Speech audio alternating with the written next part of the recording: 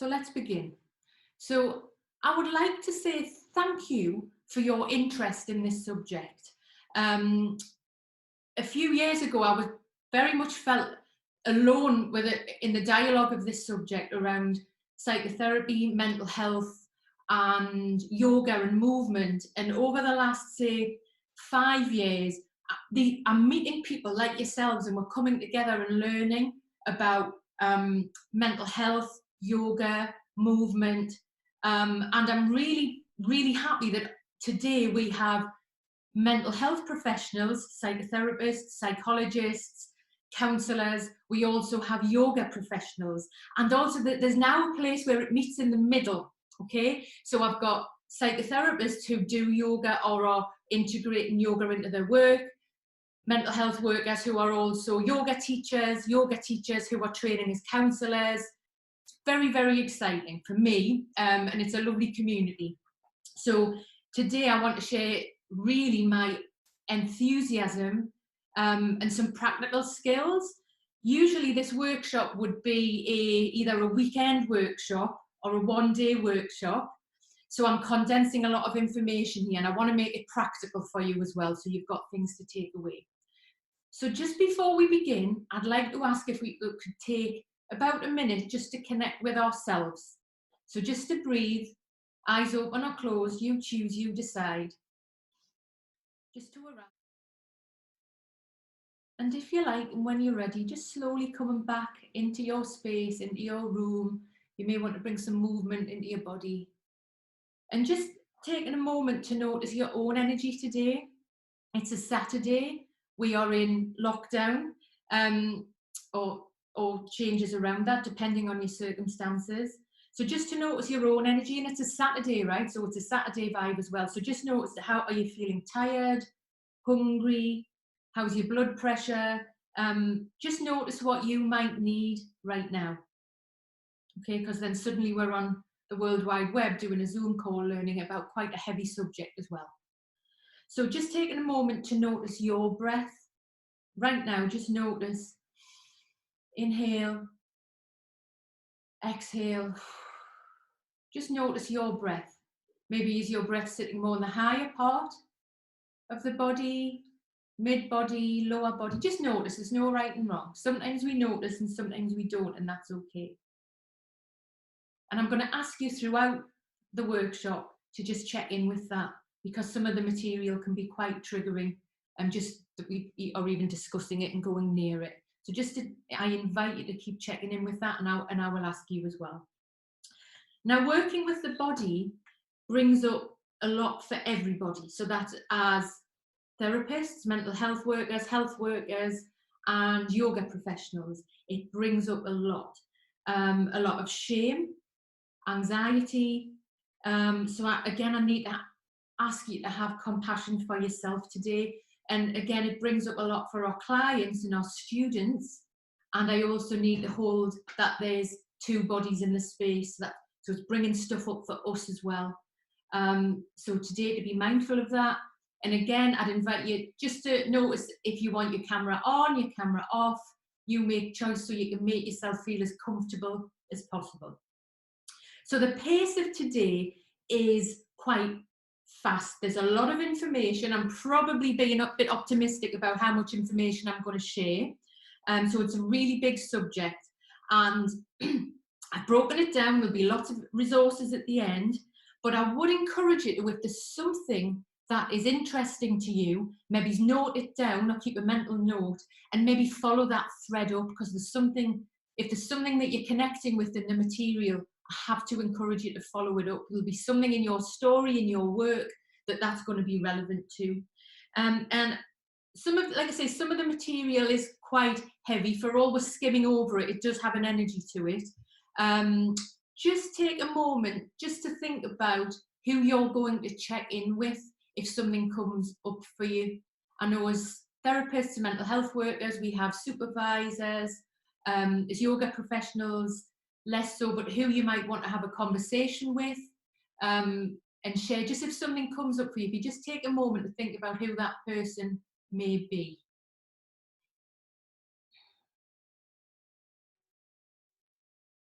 Great. So some of us are here today because of our professional roles, and we've all worked very, very hard to do what we do, and we have a lot of responsibility in what we do. But it can often really set us aside from learning, especially when we're talking about mind and body together. Often the mind can shut us off. So I'm going to attempt this. I don't know if this is human. Are you able to use your chats? So I just want to give this a quick go. So if an aeroplane now that would take us anywhere in the world, just to notice where you would want to be right now, going on a Saturday, what would you like to be doing right now, and if you could write that in the chat, we'll give it a go, see if this works. I'll write mine in. That's where I fancy going today. Does anyone else fancy going anywhere, doing anything cool? Oh, yeah. Yeah, we'll just take a few minutes to drop some. Yeah, Thailand. On a beach. Oh, yeah, I want to be on a beach. Canada, home. Ibiza, Spain. Nice. Grand Cayman Islands. Mexico. Yeah, we need some warm and sunny. Yes. Yes. Terrace in Spain. Yeah. Yeah. Excellent. So that's lovely to read. And obviously on Zoom, it's difficult to have the connection that I'd normally have in the group. So this is, let's be creative, and so that's a lovely bit of contact. So thank you for that. Brilliant. So again, there's a little health warning I'm going to put on here about when we work with the body. And this is as a mental health professional and a yoga professional, that clients' safety, and I will bang on about this all throughout, is really important. So often it may be that we do need to have a medical intervention, and this will be that the GP may need to be involved. So especially mental health, we're often triaging there'll be a GP involved in the dialogue, whether people have gone for medication, but also with the body, there may be chronic pain, back pain, diabetes, thyroid, anxiety, depression, fibromyalgia, arthritis. So very often we do also need to have medical intervention with a GP as well. And again, that is as a yoga professional and a mental health professional. Okay. Very little bit about me, and I'm sure you've read about me and where my passion comes from here. And the reason that I do this work is because in my story, I've battled with depression through the environments I've found myself in, stress, depression, and how that's manifested in my own body. And about 20 odd years ago, I was drawn to yoga. I was sort of drawn to it, didn't like it, drawn to it, didn't like it, thought it was for other people and not for me. And yoga really is part of who I am. I often don't recognize some of the external images I see of people doing yoga. It's different to something that's in me. So it healed me, and it is a tool only. I have many different tools that I use to stay well. So because of this, I then trained as a yoga teacher, and this was great. And I never thought I'd be a yoga teacher. It was like the biggest mountain, coolest mountain ever. And I wanted to learn more about how this was working for my students, because they were feeling good as well. And I couldn't find anything. So I'm a scientist and a technical person, and I couldn't find anything that was clinical. So the same yoga path is why I'm a psychotherapist now, and a clinical psychotherapist.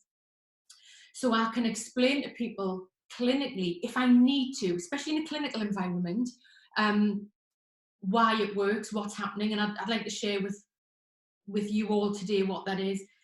So I came across many forms of yoga. Trauma sensitive yoga is probably the safest type of yoga that I've ever come across. And I work for the NHS, the recovery colleges, Mind, some HIV charities. And yeah, I'm really passionate about getting this message out there. So if you've got any other questions, by all means, you can ask me outside of this, and I'll be happy to share that journey with you. Because I also have to assume that you're on a similar journey. Even as yoga professionals and mental health professionals, there will be a reason and an overlap why you are interested in this subject, this will more than likely be from your own story, upbringing, narrative, family, here and now. And it's also really important now in the time we're in with COVID-19 that we hold this in mind for ourselves and the people that we're working with. Okay, so just for a moment, I've done the formal bits now, and if the tech drops out, just know I'll come back on. Tech sometimes doesn't work. And I'd like you to join me. We're just going to do a short practice, just for about 5 minutes, of a bit of this trauma-sensitive yoga. Just seated, so if you like, and when you're ready, maybe just coming right onto the edge of your seat. Notice your feet on the floor. Eyes open or closed, you decide. You may notice your spine lengthening, shoulders widening. So just coming to a comfortable seated position. Notice the points where your body's in contact with the floor. Whether you're seated or on the floor, no problem. Make yourself as comfortable as possible. Just notice the breath. And if you like, and when you're ready, just beginning to notice the lengthening of the spine. Eyes open or closed, you choose, you decide. And if you like, and when you're ready, gently dropping the chin to the chest. And you may notice a lengthening at the back of the neck. And if you like, and when you're ready, slowly lifting the chin up to one side and just experimenting with how that might feel when you turn the head. And if you like, and when you're ready, bringing the chin back down to neutral. And slowly, if you like, and when you're ready, up to the other side. Maybe just notice if there's a difference in tension in the neck. And slowly bringing the chin back to the chest. And again, inhale this time, taking the chin up to the shoulder. Exhale, bring it down. And the last time, inhale, exhale. And if you like, and when you're ready, bringing your hands to your knees. And you may just notice the temperature of the hands on your knees, and sometimes we don't notice and sometimes we don't. And I'm going to ask you to, if you like, and when you're ready, slowly arch the spine back. You might want to tuck the chin into the chest, just noticing any tension at the top of the shoulders. And if you like, and when you're ready, reversing that, bringing the chin up. You may want to stretch the facial muscles, a gentle smile. And if you like, and when you're ready, reverse back. Just being curious about this movement and how that may feel in the upper spine, mid-spine, lower spine, where you may have some tension there from being asleep. And if you like, and when you're ready, you may want to bring your breath into this. So you may inhale up, slowly exhale, coming back. And if you like, and when you're ready, slowly coming back to neutral. Just letting the hands drop out to the side and maybe give the hands a little shake. And for 3 rounds, we're going to inhale, bring the arms up. Your choice if the palms touch or not. It actually feels a little bit tight in my shoulders. I could do it, but I'm going to ask you, how can you create more space in the front of your body? Exhale. Slowly bring the hands back down. We'll do this 2 more times. Inhale. Just pause. You may notice the temperature between the fingers. Sometimes we notice and sometimes we don't, and that's okay. And slowly bringing the hands back down. And 1 more time. Pause. Again, you may notice the temperature between the fingers. And exhale. I'm bringing the hands to the heart. And if you like, and when you're ready, we're going to inhale, take the arms out to the side. Gaze wherever feels more comfortable. And for the wrists, if that feels a bit locked on, you can always put some circles in your wrist if that feels better. What you choose, you decide. Slowly exhale. Bring the hands back to the heart. 2 more times. Inhale. Exhale. Just notice and be curious what happens if we slow the breath down. Just be curious and notice when we slow the breath down. And one more time. Inhale. You pick the pace. You may want to speed it up. You may want to slow it down. You experiment with that. Just noticing and be curious about what happens when we do that. And if you like, and when you're ready, gently just turning the body off to one side. You may want to, I've got a wonderful garden seat that I'm sitting on at the moment. So you may want to get a hold of the side of the arm. Just notice what feels right for you right now. And if you like, and when you're ready, we're going to inhale and lengthen the spine. Exhale gently, just gently twisting, keeping the gaze down and back.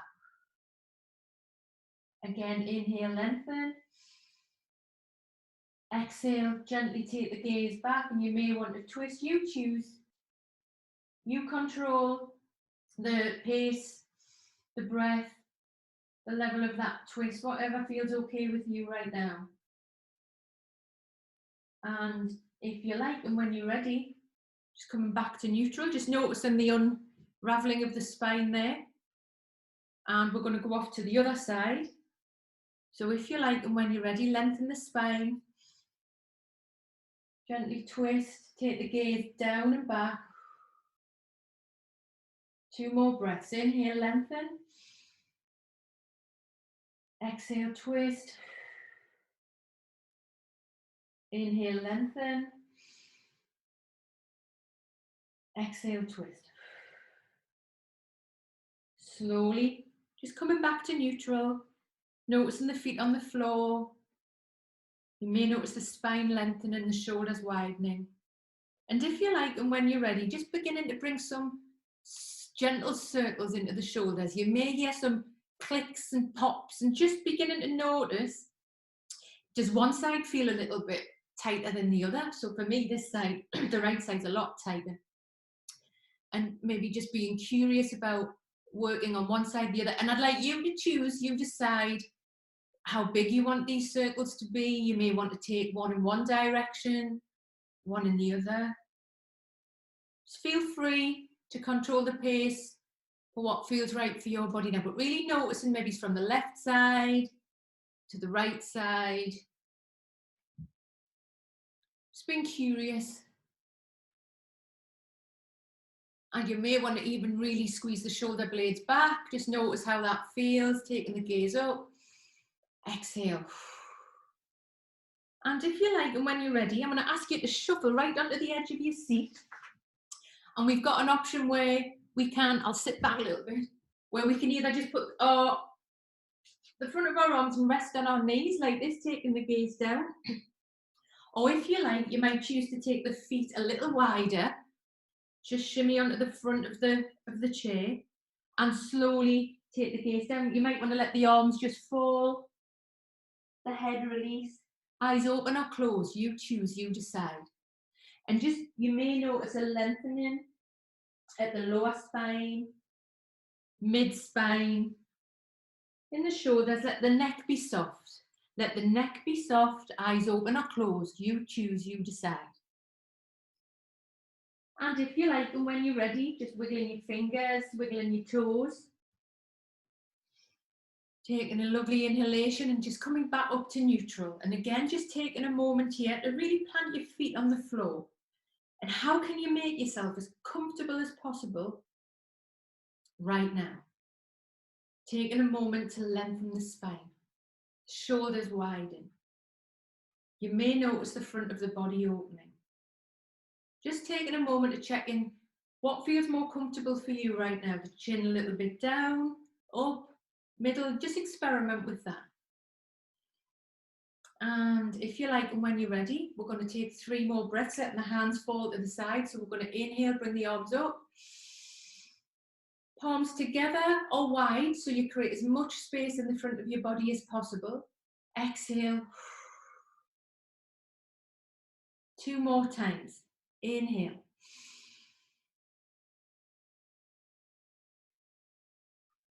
Exhale. Final time. If you like, and when you're ready, create as much space in the body, the front of the body, what feels good for you, and slowly release. And just letting go of that practice. Just taking a moment to make yourself feel as comfortable as you can right now. Okay, so at this point, I'm going to share my screen with you. Also, there'll be I'm going to be watching a few very short videos. So just to check that your audio is not going to give you a fright when it plays would be good. Okay, so here we go. And I'm going to be sending you far too many resources at the end, so you don't have to take notes. You can just stay in your body. That's absolutely your choice. Okay. So today we are going to be looking at what is trauma-sensitive yoga. So you're going to get an overview of that. And also, who is it for? Super important. Who is it for? And then we're going to look at the 4 therapeutic goals of trauma-sensitive yoga. This applies to mental health professionals and yoga professionals. There is a real overlap of what we do. And so there are therapeutic goals of this work and why we do it. We're going to begin to look at language, empowerment, and I've written some practical tips for both yoga professionals and mental health professionals. We're going to touch on theory,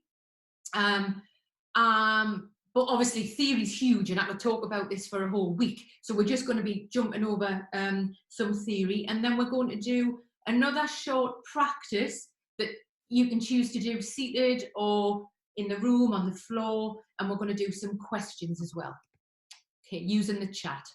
So the aim of today is for mental health professionals, and again, welcome everyone today. We've got psychologists, psychotherapists, counsellors, people working at the front line now with COVID. And I'm really holding in mind a lot of the press yesterday around PTSD for people working at the front line. We'll know about this anyway. So yeah, and the press yesterday, it was about trauma-informed tools the frontline need.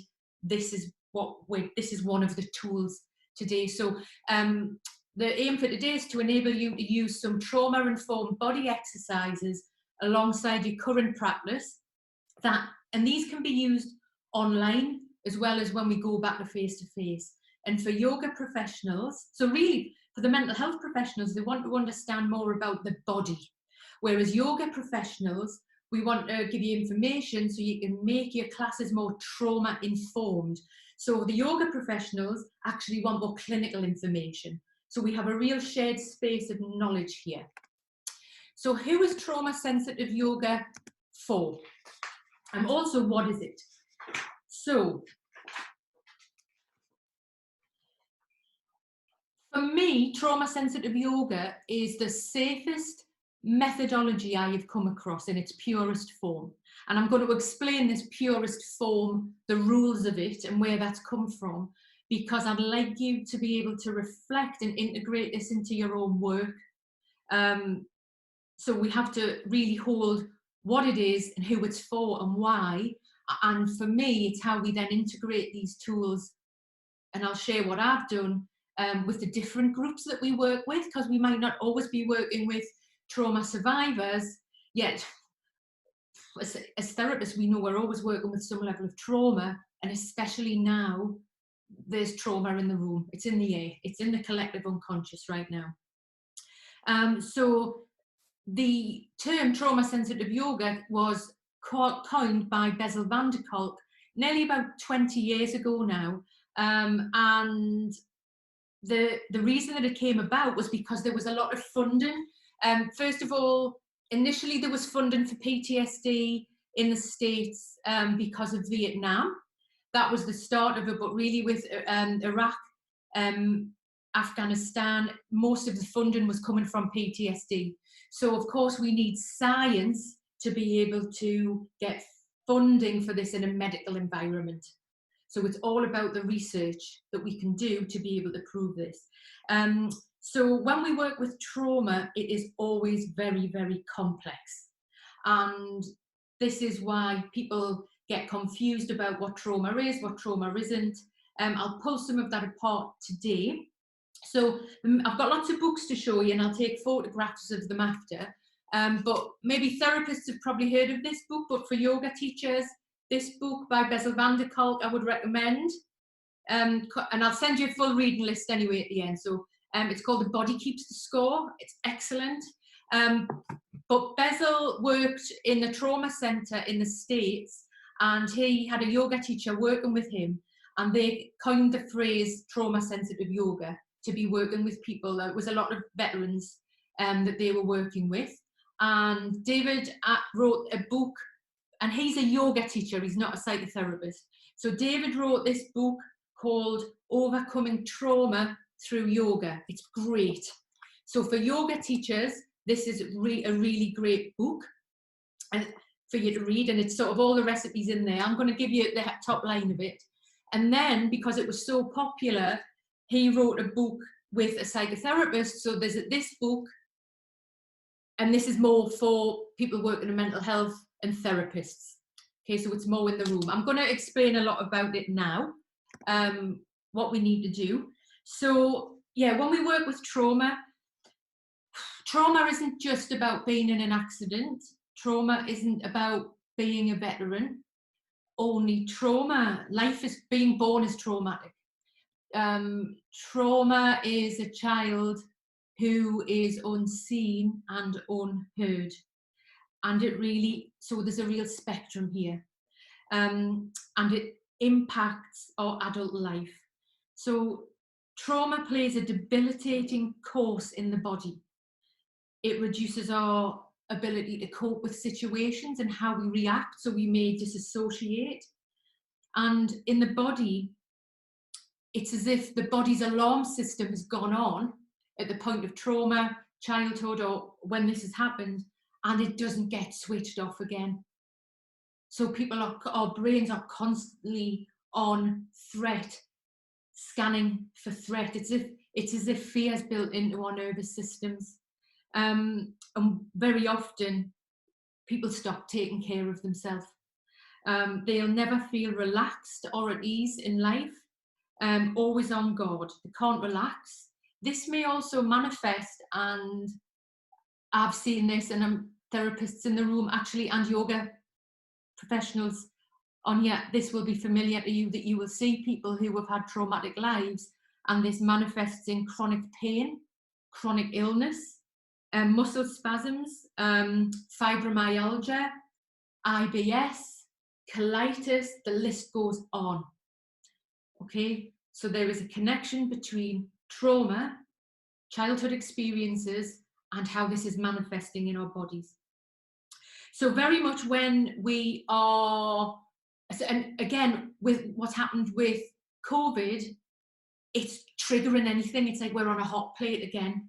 So when people have experienced trauma and are trauma survivors, and they are survivors, right? They get through every day, they survive. They may have to drink, overwork, take drugs, overeat, undereat to survive, but my God, they survive, right? It is the primal brain that we're functioning from here. And again, when COVID has happened, it's a hot plate, everything is vibrating. So with trauma, we do not go back to a thinking place about, right, this is the reaction to this situation. We go back to the trauma. So I was working with a veteran who, from Afghanistan, and he was in Edinburgh at where the cannons go off, and he hit the ground. Something had happened and it triggered him earlier in the day, and he hit the ground, and you're back in the trenches when that happens. So again, there's a spectrum here with, is that other people that happens to, because that's just happened to me in some level with COVID-19. That's happened to all of us on some level with COVID-19, where we are scared, confused, and it takes us back to a very small place. And it's about survival. So we often can't sleep. I'm working with a group of pharmacists at the minute, and to get feedback from what they're hearing from people on the front line. And it is in the poorer areas where people are saying, I can't sleep, get me the sleepies, get this, I can't sleep. We're scared, right? And people are scared. And I'm actually in the northeast of England that has the highest COVID rates. And people are scared. We can't sleep. And with trauma, the body is alien. It prevents us from having relationships, and relationships is key here. So, and anything that we're triggered around, and again, this is with COVID, death, money, existential stuff going on, the collective unconscious, there's often a splitting from the body. And it's going to trigger our past trauma. It's also, there's a lot of death and grief in the air at the minute. That's triggering a lot of grief and complicated grief that people have either processed and moved on from, but that's being vibrated at the minute as well. Also, I need to mention immune system here, and if you're able and are interested to look into this, please research more into this, especially yoga professionals. When people, I'll give you an example here. So the immune system is impaired with trauma. An example is, so incest victims have, where their immune system, they've been excessively activated, so there is an alertness to danger. There is a real connection there with autoimmune disease and the immune system. So within yoga, there are tools that we know about how to boost the immune system. They're really going to be important now to bring into the practice. So with trauma survivors, and I will keep calling them survivors, there's a very dull internal world, right? So that internal world, they will tend to, it's the safest place to be in that internal disconnected world, because that other pain is unbearable. And if I contact that pain, I might commit suicide, I might take on behavior that is not good. So it's actually keeping me safe, okay? So this is where people may take drugs, alcohol, food, overwork, self-harm, risky behavior. Yeah, so it's really about holding this in mind with the person in front of us. We may see this reported in stress, chronic stress, PTSD, and a lot more people talk about PTSD now. That makes me really happy, because people have awareness of it. We're going to pull it apart in a bit anyway, but the interpersonal relationships of these people are damaged, because where is safe. Where is safe? The safest place to be might be at the end of 2 bottles of wine, or to be high on drugs, just to not be in my body. So there's often a real threat to physical and emotional safety with people in their body. With the trauma-sensitive yoga, and this is it comes from the States. I'm going to introduce you to Bezel now and play a quick video. They talk about it diagnostically, and in the States, they're obsessed with diagnosis, right? So this book exists called the DCMS. It's probably the worst read you're ever going to get. And in the US, because of the insurance model, you have to fit in a category, right? So then there's PTSD. I have to tick all those boxes. This is the Bible for mental health in the States. I have to fit in all of these boxes. Then the insurance coughs up, right? Then I get to go to the trauma centre. So we don't have that model here, but it's very important that we have some understanding about where this comes from. So let me bring Bezel in now, and he's going to talk about complex trauma. So watch your audio here so you don't get a fright.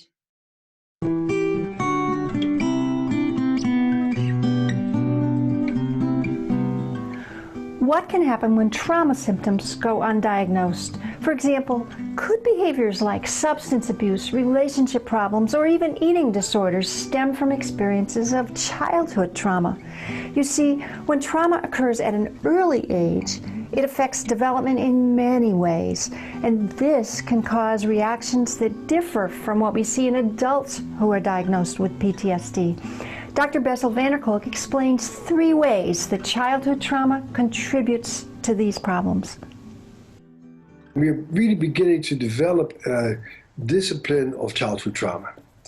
And what we see when we look at those kids is that, and these kids as they grow older, that their problems are very different from PTSD. Their problems are primarily has to do with attention, being able to focus in on something and to engage with something in a very steady, consistent way. So they get thrown off, they have a hard time really focusing on things, sticking with things, concentrating on things, filtering irrelevant stuff out, so they get hijacked. So that's one very big issue, which deserves its own whole special series of treatment. The second thing is the core issue of affect regulation. And that is that we have our emotions in order to tell us what to do and where to go, to orient our bodies, our minds to the reality around us. Traumatized people's emotions become too large, too extreme, or they become too quiet, and once they get activated, unlike people who are relatively doing pretty well, you get upset, and 10 minutes later, you're fine again. You go back to work. And so chronically traumatized people keep getting stuck. Something happened yesterday, and today they're still out of sorts about it, and tomorrow they're still out of sorts about it, and their whole weekend is hijacked by something that's happened. And then they deal with that hijacking by trying to calm themselves down in any way they can.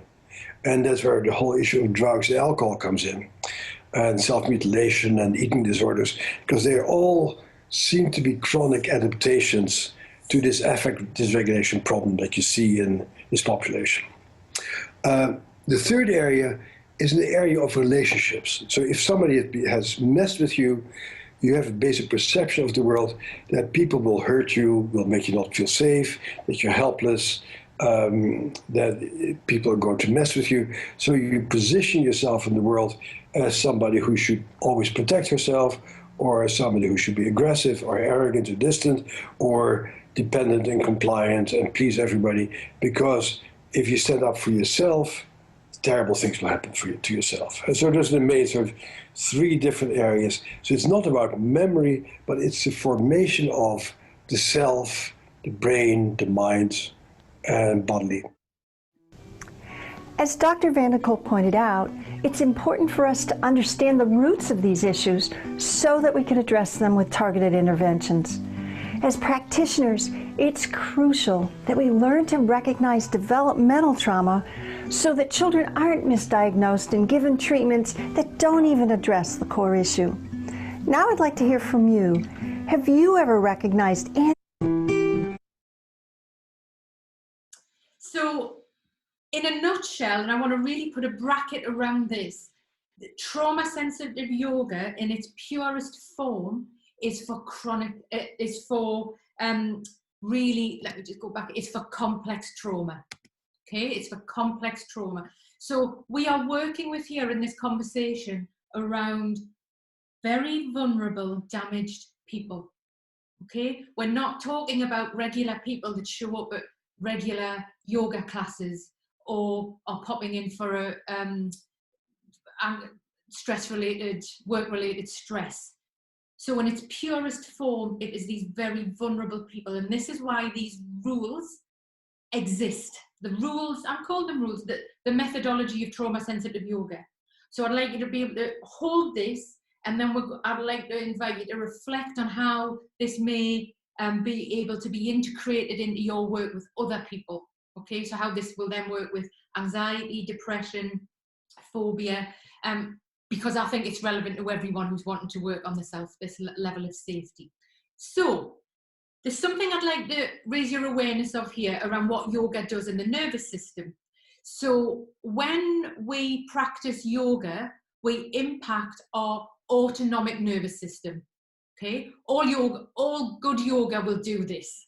Okay, so when individuals with poorly modulated autonomic nervous systems are thrown off balance, there is a lack of cohesion between breathing and heart. Just check where your own breathing and heart is right now. Okay, and this leaves people vulnerable to physical illness, mental problems, depression, anxiety, post-traumatic stress. Think about what's going on now, right? People aren't breathing. Everyone's anxious. Okay, so for yoga teachers, and this will be more of a recap for mental health professionals, we are talking about the autonomic nervous system. So if you can put that in your toolbox, when you're teaching, we're impacting the autonomic nervous system. So I've been doing this for 100 years and I still get them mixed up because there's two parts. There's the sympathetic and the parasympathetic. So this is how I remember it. So I hope it's useful for you. So the sympathetic, because for me the word sympathetic sounds quite sympathy, but it's the opposite, right? So sympathetic is the bloody bull from Pamplona or the lion chasing you. It's now, it's fight or flight. Okay, so it's sympathetic nervous system, higher energy, anxiety, higher, adrenaline and cortisol, running from the bull, running from the tiger, running to the shops to fill the cupboards up, whatever that might look like. Okay, running to get home, be safe, primal brain, sympathetic nervous system. Then there's the parasympathetic. So for me, how I remember this, and I'm dyslexic, so it may have something to do with this. I have to think of this bloody cat. The it's as if someone's paralytic drunk, that's what I think of, where they are down. So the parasympathetic nervous system, rest, digest, feed, breed. Okay, so in healthy stress, we will flip between, oh my God, I've got to go and get the bus. Oh, I've got to do that assignment. Oh, I've got to get the thing on time. And then we will balance. Okay, so even in yoga, you've got a link here with the higher energy, and maybe this is more the yin yoga, and the lower part of the body. Again, body, higher part of the body, lower. This is really a below the waist going on here that we need. So I hope that was useful. And again, I'd like you to put that in your toolbox. I know I'm sort of giving you lots of information, but we don't have much time. So you're able, as a yoga professional, you'd be able to talk about impacting the autonomic nervous system, the sympathetic, or maybe it's activating the parasympathetic, which is what we need to be doing now with people with anxiety. So if the gas pedal is on and it's sympathetic, we go into fight or flight. It's about protection, survival, stress, and our body's full of adrenaline, right? Adrenaline and cortisol, which unless we shift it becomes illness, right? And we need to shake that out. The parasympathetic is the brake pedal. So this is the rest, digest, relax, growth and development. When this is out of whack, and for most of the world now, this is out of balance, right? And I'm including us in that. You know, there's lots of studies. I think I'm going to send you a lot of the studies that shows this. The impact of this is anxiety, depression, insomnia, stress, phobia. It's going to trigger the trauma, right? PTSD associated symptoms, eating disorders, and autoimmune, really autoimmune. I mean, before COVID, we were over the last few years, fibromyalgia, other autoimmune diseases. Yeah, we need to really be aware of what we're talking about here in our work, so we can really target it, tools to target and help the autonomic nervous system. Now, clinically, if you wanted to put another feather in your toolbox, right, we can talk about this clinically. So I then talk about this clinically, about the intervention as a therapist, if I'm working with GPs or other medics, that when we practice trauma-sensitive yoga, again, I'm taking it away from regular yoga because I need to hold the people that we're working with that are really vulnerable, damaged, and it's actually a huge responsibility for us all to be working with these people right now. It was anyway, but especially now. So we can talk about the window of tolerance. So by practicing trauma-informed tools, body work, whatever you call it, we are able to help people with a window of tolerance. So hyperarousal is the bull, right? So hyperarousal, the sympathetic nervous system, increased sensations, flooded emotions, hypervigilant, flashbacks, intrusive imagery. You can't think. Think about if you've had a panic attack, or even recently for me, what's been going on with COVID. Cognitive thinking, no matter how smart I think I am, I went to primal brain. We can't think, we don't know what's going on. And I'd often be hearing people saying, people wouldn't be able to string sentences together. I would even lose what I was saying, a few weeks ago. So that's the hyperarousal. So what happens in the body here is the heart rate increases. Glucose is sent to the muscles so we can go and fight the dinosaur, fight the bull, or run like hell. The muscles are tense. Just think back how tense your body's been since this began. At the beginning, I was stiff like an ironing board. I'm still working on it, to be honest. So just think of the tension that what people are holding. The muscles are tense. The brain stops thinking. We're focusing purely on sensory, and it's an emotional response. The breath and respiration increases. Energy is drawn from the digestion. So often people, they're either being sick with anxiety, or you can feel it really, the butterflies here, and the immune system. So when people are in hyperarousal, anxiety, up, the immune system is being the energy coming away from the immune system, okay? And there's a lot of adrenaline and cortisol that hangs around. So then the downside of that is, lots of nightmares there. Lots of nightmares. Just think about people talking about sleep. Lots of people are having the same dreams at the minute because of in our unconscious, we have fear held in our collective unconscious. It's still there now. It was worse. So really nightmares, flashbacks. Yeah. And then the hypoarousal, okay, so this is more depression, lower the other end of the cat, where it's not so great, where there is an absence of sensation, right? Numbing of emotions, not thinking. Now, when people are depressed, they'll often say they can't think, and it's a normal sign of depression, but there's a reduced physical movement. Think of anxiety, and then think of depression, right? So it's the hyper and the hypo. So with the lower end, glucose gets stored for future. So with women, obviously we hold a lot of this around here. Cell repairs happens. The breathing does become decreased. And also when we start to come down in the energy, the immune system starts to function.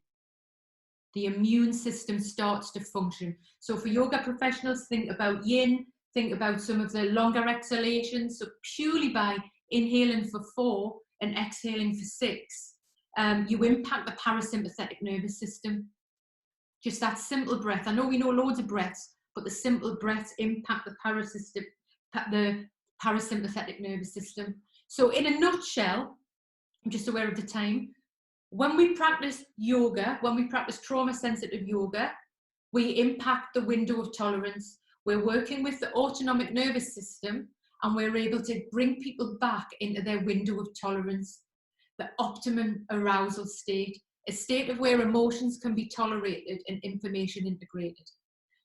The reality is, with trauma survivors, they've probably lived their whole life up here. They've never even been here, right? However, with bringing the body in, bringing the movement and working with the breath, it may be that they just go down a bit. It might just be for a hot minute, but they're going to feel it. So it's and that's why they come back. That's why they'll do it again. That's why they watch the video. That's why they're coming and doing your classes now. Okay. So they're able to come down into a window of tolerance. Okay. So I know there's a lot of information there, but hopefully there's some tools that you can start to verbalize and integrate into your practice, and again with mental health professionals. This is how when we start to bring the body in, working with the tools with our clients, sharing them with our clients, giving them with our clients, because we might think this is really obvious and we know this. People don't know it. So let's start talking about it and communicating about it. People need it now. Clinical people are the worst people in terms of medical people to not want to hear about anything. They need to hear about the window of tolerance, right? If you've worked with medical people, they're quite cut off from their bodies. So let's use their language to help them. So positively, trauma-sensitive yoga from the trauma center in the States, and these trauma-informed tools can be used in a yoga class, a Zoom class online. We'll go into that and how that's sort of presented. And also as a therapist in the room working with our clients, talking therapy historically has not had the body within it. I know in my training, the body wasn't there, and I understand why, because I had to learn to be clinical, to be safe. Okay, so we're going to just do a little segue now about yoga. Let me hope this video won't just start on its own. Right, so I've got to be very clear here. I love yoga. It has helped me. It is wonderful. I've studied for all these years, learning all this stuff. And I probably know, after 20 odd years, if the whole knowledge of yoga is on a beach, I probably confidently know on that beach about 1 grain of sand, right? But I absolutely love it. So let me just give you a little bit more science on yoga and why it's fab, okay? This is an ancient Indian dude with far too much time on his hands. And these guys are cutting-edge, pioneering brain scientists. Now, what could they possibly have in common? Welcome to the Science of Yoga and What It Means to Us, Part 1. Let's go back thousands of years to the ancient world. The first mystics would leave their towns, villages, and everyday distractions to find solace in the forest. There, in isolation, they studied their own inner experience. As they looked within, what they found was a myriad of thoughts and emotions, just like most people would. And also, like most people, these thoughts seemed to cause anxiety and seemed to serve no real practical purpose. But with vigilant observation, the mystics found that when they stopped feeding their thoughts, they started to get quieter and quieter. They were quite literally changing their state of mind from the inside out. The mystics in India called this practice vipassana, which means clear seeing. Today, we call it meditation. Now, fast forward to the early 2000s. Scientists studying the brain and the effect of brain exercises started to make some surprising discoveries. Brain science was still in its infancy. And in fact, up until late into the 20th century, it was still thought that the brain was solid, like concrete, unable to change in its structure. But then, they discovered a phenomenon called brain plasticity. It seemed the brain could actually change. It could be shaped and rewired by exercise. And guess what they found had the power to cause structural changes? Yep, meditation.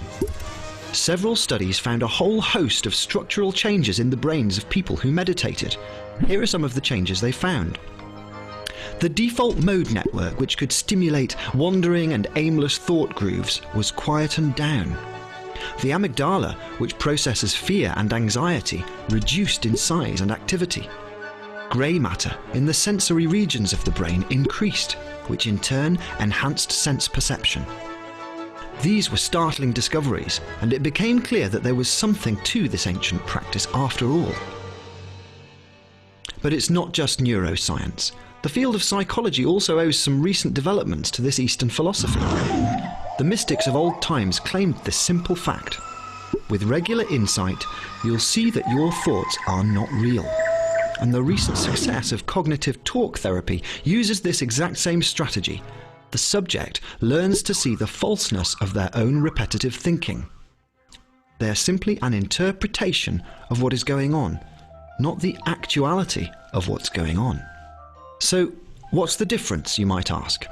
Well, say someone next to you makes a sarcastic remark. This may trigger you to start thinking about a number of possible explanations, and they could all be completely false. For example, she did that on purpose. Everyone does this to me. They're all planning to keep me down, etc. See how these thoughts lead to other thoughts which multiply with each other? The philosophy of Vipassana is to see that these thoughts are nothing more than stories in your head, and as you get better, they stop multiplying so quickly. But don't be disheartened, it takes practice. By the way, you don't necessarily have to look like a yogi or sit like a pretzel to meditate. So whether it's breathing meditation, watching meditation, dancing or fishing meditation, whatever clears your mind is a great place to start. All of these techniques contribute to a healthier mind. There is something that brain science is starting to substantiate, and it's what ancient mystics said all those years ago. So yoga is this wonderful thing, and working with the body is great. However, I do have to hold in mind the word safety. So for me, over a lot of years, I have witnessed in yoga, so this wonderful healing. I have also witnessed some very, very unsafe practices in yoga. Lots of fake claims, inappropriate touch, people taking advantage of the power position in yoga. And I have to assume that if you're a yoga professional, you have some experience of this, or I've heard or have come across this. And as a mental health professional, this may be new to you, or often in the group, people have had similar experiences themselves, or people they work with have had such an experience. So, and again, we are holding here this bracketed group of very vulnerable trauma survivors, not regular people going to a workshop on a Saturday morning, okay? So what is yoga? What is yoga today? Yeah, so it's been around about 5,000 years, and there's very, very many different types of yoga that exist. A question that I always cringe at is when people say to me, what sort of yoga do you do? And I don't know why, I just have a cringe at that, because people are attaching to different styles. So there's all these many different styles of yoga, and some of it's just not great for this group of people that we're working with. Yeah, so hold in mind these people. So some of it's really stronger, some of it's, there's a lot of touch. Hot yoga's in a very dark room where everyone's sweating. I'm not sure what's going to happen to that from now. And yeah, so there's quite a lot of different types of yoga. Just in the chat, actually, would you be able to, if it feels right for you, is it like what is yoga to you? What do you feel yoga is to you? How it presents now, just as a group? Maybe it's just putting that in. So it's a great session to do in a room together. Just so let's try it on the chat.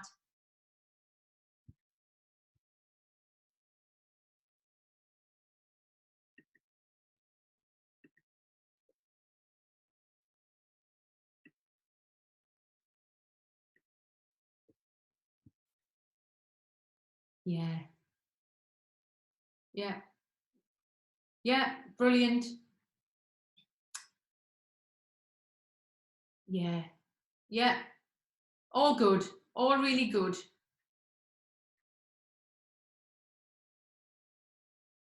Yeah. All really good and positive.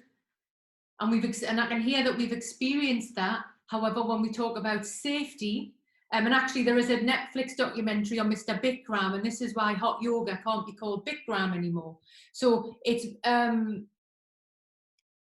where he took advantage of a lot of people there. So there is some light and shade within it. And again, for the people that we're working with, I just want to go through maybe some areas in a regular yoga class that might feel unsafe for trauma survivors. Okay, so this is information for trauma survivors. So often in a large class, people can be close together. The mats may be set out, and I know for me, I find that quite triggering myself. And I always want to be in the corner as far away from everyone. And actually, and I speak to more people, everyone wants to be in the corner on their own. The instructor may dress in revealing clothing, and the students may be asked or expected to wear revealing clothing. You may be touched without being asked. That I know I was working with someone and they said that anyone who comes into my yoga studio, they're fresh meat for me. I can touch them. They've come into my class. I am a healer. I will put my hands where I want to do them. That they've come into my space. So the class may involve partner work with no prior warning, and there may be mixed gender there. For a trauma survivor, this is horrendous and triggering. I've struggled with this myself, where people will mention about partner work. And again, I'm not talking about a regular workshop. I'm talking about people who are traumatized, or it's also worth thinking about how it is just for people. So for me, when they mention partner work, and I've experienced the benefits of it, it's wonderful. But if there's one man in the room, or you get put with a man or some, it can be very triggering and very uncomfortable. So just think, if you've got people who maybe have been raped or transgender, if you're working in more of a safer space, just to bring awareness to that. So students are always singled out for comments and criticism, and it can be in quite a commanding tone. There's little understanding of the triggering and dissociative potential of yoga props. This was an eye-opener for me, right? So a yoga block or a belt. Yeah. So think about trauma survivors who may have been bound, who may have had to pose, who have been groomed. So in the trauma centre, there's no belts, no blocks. So they're gone. So specifically when we're working with this group, there's also a lack of understanding around metaphorical language. So even if it's stand like a tree, and it is hard. So even as when I was really doing yoga all the time, and then I trained as a psychotherapist, I had a moment of going, oh my God, because I would do these deep meditations, people being in the forest, being in the meadow, and it's really, really triggering for mental health. Again, but we're talking about people who are very vulnerable. Regular people, great, they love it, yeah? But it's just having awareness of the triggering potential of this, because people will just get lost in it, and it becomes voodoo magic. And I've seen people at yoga retreats and workshops, they've had to go home, they've had to fly home, they've had a really triggering response. And often the emphasis is placed again on the external shape. And in trauma sensitive yoga, they actually call it form. They don't use the word pose, because again, think about if people have been groomed and abused, the word having to pose. And there is a real power of the teacher. When even me now, I have a power seat, right? I'm the one speaking. In a yoga class, the teacher they are the wise one, they are the guru. People project all this stuff onto you, and some people take advantage of that. And I've actually been witness to that several times. And please watch that Netflix documentary on Mr. Bikram, so you know that there is light and shade there. So I've even had someone who trained me, I don't know, about 15 years ago, said, yeah, just tell them you've met the Dalai Lama. Just tell them, they'll love it, they'll lap it up. What? I haven't met the Dalai Lama. Oh, I tell them I've met the Dalai Lama. Have you met the? No, I've not met the. He hadn't been anywhere. Tells them he'd been to India, worked with the monks. Nonsense, right? So again, it's just being aware that not everyone's, that there's a dark side there. So again, this is for trauma survivors. Trauma survivors. So with trauma-sensitive yoga, we're going to take a break in a moment. So with trauma-sensitive yoga, so there's an extreme there around safety. So I'm only holding safety here, clinical safety. Yet with trauma-sensitive yoga, the language is invitational. If you like and when you're ready, notice. Sometimes we notice and sometimes we don't. And if there's anything you can do to make yourself feel more comfortable, just do it. Right? Present moment awareness. So the language is inviting. And I was trained to be quite bossy as a yoga teacher, because you've got to get like 30 people to do this, you know, so it makes sense. So within this, there's a change in language. We'll do language after the break. No student compliments, and it's really hard. So I'm aware that I'm not wanting to compliment the person, but it is actually, and just to keep it till the end, but otherwise you're singling people out. Think of grooming. Yeah. So no student comments, no straps or blocks, no touch or adjustments, all verbal. It's harder for the teacher. And often with touch, obviously it's going to be different now because of COVID, but it's interesting to ask, who wants to touch who? Does the teacher want to touch the student, or does the student want to be touched? So I'm going to leave that with you to think about. Because when we, in therapy, in mental health, there's no touch, really, unless it's agreed. There is no touch, there's no hugs, unless it's it's a grey area. So there's absolutely no touch or adjustments. And you can leave when you want. That's not really the done thing in a yoga class, to leave when you want. No drop-ins. So I've had people come with social workers or police officers, and I've had to say, well, you're either joining in or you're outside. So they waited outside, the police officer and the social worker went shopping. She didn't want to do it either. So there's absolutely nothing about being viewed. Yeah, so as a trauma survivor, it's all about choices being taken away from you. So we have to give choice at every level. As the teacher, you dress differently with this group of people, right? So I wear loose clothing. I might wear these trousers. I don't wear any makeup. I mean, I wear enough makeup so that people recognize me when I walk in the door, right? No nail varnish, no jewelry. And it's about encouraging the students to make choice all the time. No windows, not overlooked. So when you're setting up the room, the boundaries there. So no relationships with the clients. I will always, even though I'm a psychotherapist working with these people, I have to watch my boundary around. So I have to refer them, okay, speak to this person, and you need to get out. Yeah, you can't be it's about boundaries rather than, what if people say, oh, they can tell me it's fine. Well, you got to keep yourself safe as well. You're not qualified or trained to deal with someone. Oh, well, it's fine, I deal with it. And I've said to one lady, well, what are you going to do if it's 6 o'clock at night on a Friday and someone tells you they're suicidal? Are you going to take them home with your kids? It's so you have got in your toolbox the Samaritan's number, the crisis team number. You might have a couple of therapists.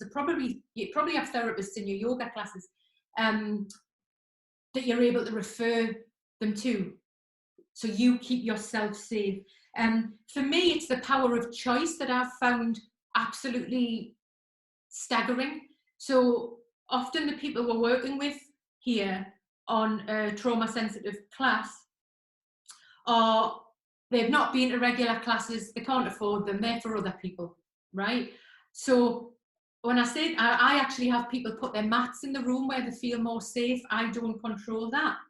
And then I ask people if there's anything, on one class, if there's anything you can do to make yourself feel more comfortable now, do it. And I'm asking you to do that now as you're sitting there. We're going to take a break in a minute, no problem. Everybody in the room moved their mats.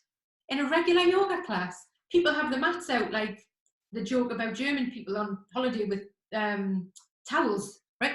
People go to the same bloody spot every week. Everybody moved their mat. I couldn't believe it. There was windows being opened, or this was lights up, can we have this? Do what you like, fine.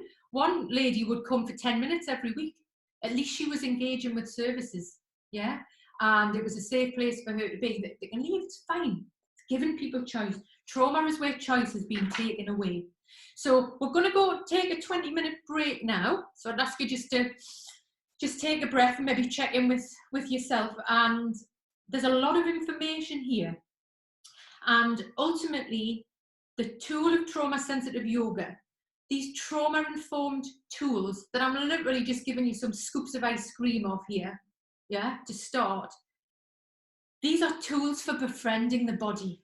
We are talking about very vulnerable, damaged people, and we have a responsibility to care for them. This also now integrates into our regular working. So it's tools for befriending the body. We now have science, neuroscience, that we're going to touch on after the break. So there are other tools as well around movement, meditation, mindfulness, singing, whatever that might be. So I'd ask you just to take a breath now. Notice we'll come back in 20 minutes. So say I'll be on from past. Yeah. And just to notice maybe who's coming to mind for you. And I'd encourage you to go move your body, step outside, drink something. Welcome back. Okay. Let's give people another minute. And we will begin. So again, if I can just ask you to make yourself as comfortable as you can, and if there's anything that you need to do right now, so you feel more comfortable, please do it. Please do it. Sit on the floor, sit outside, whatever you need to do, have a drink. Great. And just in the chat box, I wonder if it would be just to check out how you are feeling, if it's appropriate. If you don't want to do that, that's fine. There's obviously a lot of information there. So it's just, there's a bit of connection that we get on that. Small as it is, but let's be creative. So just how we're doing, and maybe just check out where your breath is right now, what you might need to do, move your spine. Okay. Excellent. Imaging. Oh, great stuff. Yeah, just move whatever we need to do, And I hope it's a lovely day where you are as well when you went outside. Excellent. Okay, so now we're going to go into the therapeutic goals of trauma-sensitive yoga. These do apply to any trauma-informed work that we are going to do. So in a nutshell, and again, you're going to get all of this information sent to you afterwards when I send the certificate and all the gubbins through. It's about practicing making choices, right? With trauma, choice has been taken away from us. Give people choices, yeah? Present moment awareness. Breathe now. Feel your feet. Feel the muscles. Just notice your spine lengthening. Present moment awareness. It's really hard when people have been traumatized because we want to disassociate all the time. They spend their whole life in disassociation, right? It's the safest place to be. Take an effective action. So that might be, I want to stand up, put the video off, put it on my phone, go in the garden, or actually, screw this, I'm leaving now, I'm done, right? And creating rhythms. So we'll pick up on this, but with creating rhythms, these people, right, our survivors will struggle in relationships to sit in a group with anybody, and have always felt this, yeah? But especially if it's not just childhood, if there's been a trauma, we're often out of whack with our body, and we're out of whack with other people, especially it's highlighted in a group. Okay, so let's jump into this. For therapeutic, here we go. You'll get all of this, right? You're going to get all of this information. Let me show this. Okay, so how can we practice giving people choice? So again, be creative with this yourself. Placement of the mats, the lighting, the windows. It's important that people are not overlooked. Again, hold in mind the vulnerable people, and then how you might integrate this into your other classes. People can leave at any time, and that's okay. The language is around notice, experiment with, you decide, and it's very important in the trauma-sensitive yoga setting. So even if you're a therapist running a small group with people, right? People do not need to share their story. They are not going to be asked, and you're really going to boundary that in terms of listening. You may refer them. Often I find when I work with the Recovery College for the NHS, people say, oh God, it's just a relief because all the other groups these people go to, it's a lot of energy and sharing and triggering in it and feeling vulnerable and being in that group. They don't have to speak, okay? There is a lady who I learn more in these classes, and that's why I have to encourage you to start working like this as either a yoga professional or mental health professional. You will learn more doing this than working with your clients than you will from listening to me, because they'll teach you. So I have a lady who comes and she has chronic anxiety, and she comes to the class and she goes, it's a funny shaped room, she goes like round the corner, she can't see me. Eye contact is too intense for most people right? Even on Zoom, it can be. So as eye contact can be too intense for people, she goes round the corner, so I know she's there. I don't mind. I sometimes see an arm popping up, this, and she comes back and she comes back. I'm not telling her to be anywhere. So for me, and when I get her written feedback, because it's not verbal would be too much, I just find it, she's around the corner. I can't see her. She's safe, right? And people do not need to share their story. Yeah. And it's something really important when we're teaching this as yoga professionals or mental health, that you cannot remind people enough that they have choices. You cannot remind people enough that they have choices. So we're going to do a quick video. This is David Emerson, and there are some more videos available and I'll share with you afterwards. And he's just going to do a little exercise with us now. So make yourself comfortable. So it's super short. Hi, in this short video clip, we could experiment with a choice-making practice. And one way to do that might be to use some shoulder rolls. So one way to move your shoulders, you could experiment if you want with making circles. And just notice that you could make the circles either forward or backward. So the circles can move either forward or backward. And that just gives you some choice. You can go in one direction the whole time, or you could switch. You could experiment with switching. And as you move, you may notice some feeling around your shoulders. So one choice here is the direction that you move your shoulders. And you can experiment with that. Could be one direction, or you could switch a couple of times.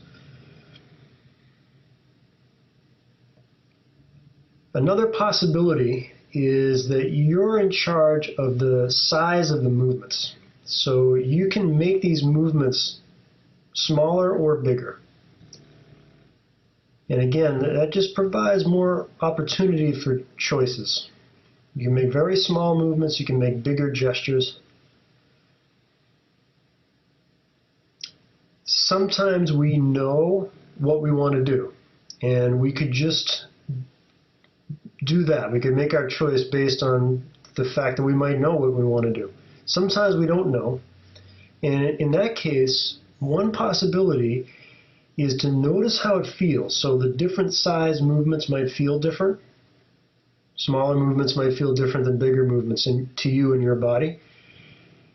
And maybe allowing that sensation to help you choose what you want to do.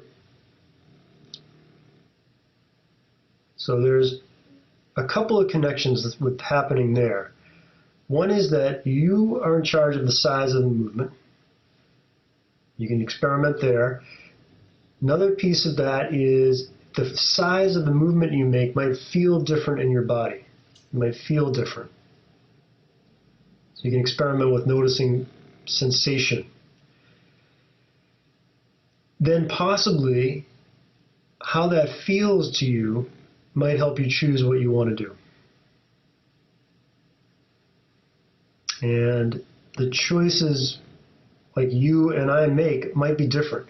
We can make different choices about how we're moving here.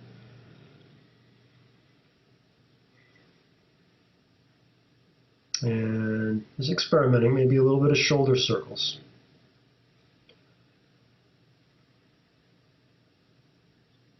And then whenever you're ready, just bringing that short choice-making practice to an end. So I want to give you a little permission in here, because often when I'm working in the group, people will say, oh my God, Lorna, how am I going to remember all of this? It's new, I'm scared, what if I get it wrong? If you watch that video of David, and it is his thing, and he wrote a book on it, he's reading off a script, right? So it's okay to be human as well and not be perfect with it. So to have some of the key words, maybe it's about, and how we then incorporate that. So even David's reading off a script.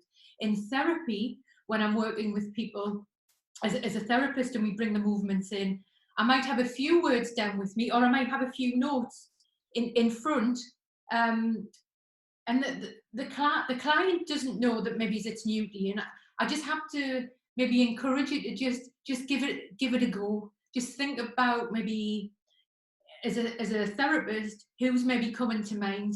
Who are you sensing in your body that they want to move their body? Notice this. How can you bring it into the dialogue? What's being felt, the stiffness in the body, so we're able to notice this. Okay.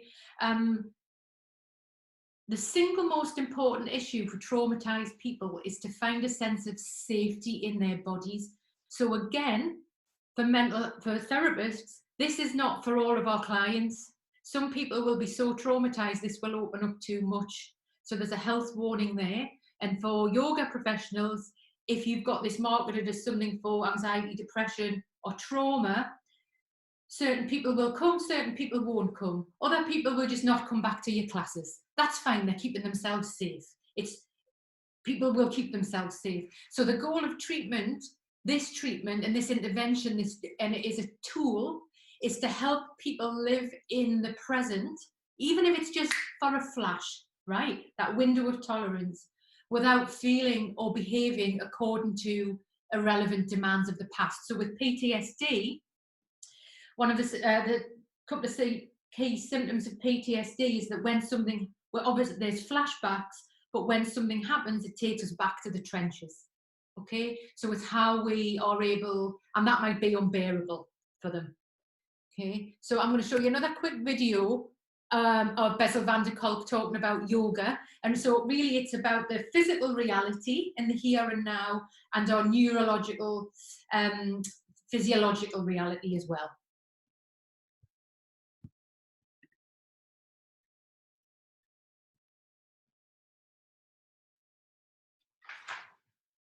The greatest frustrations that I see in the tens of thousands of clinicians who I train around the world in the treatment of traumatized people is that their patients keep getting stuck.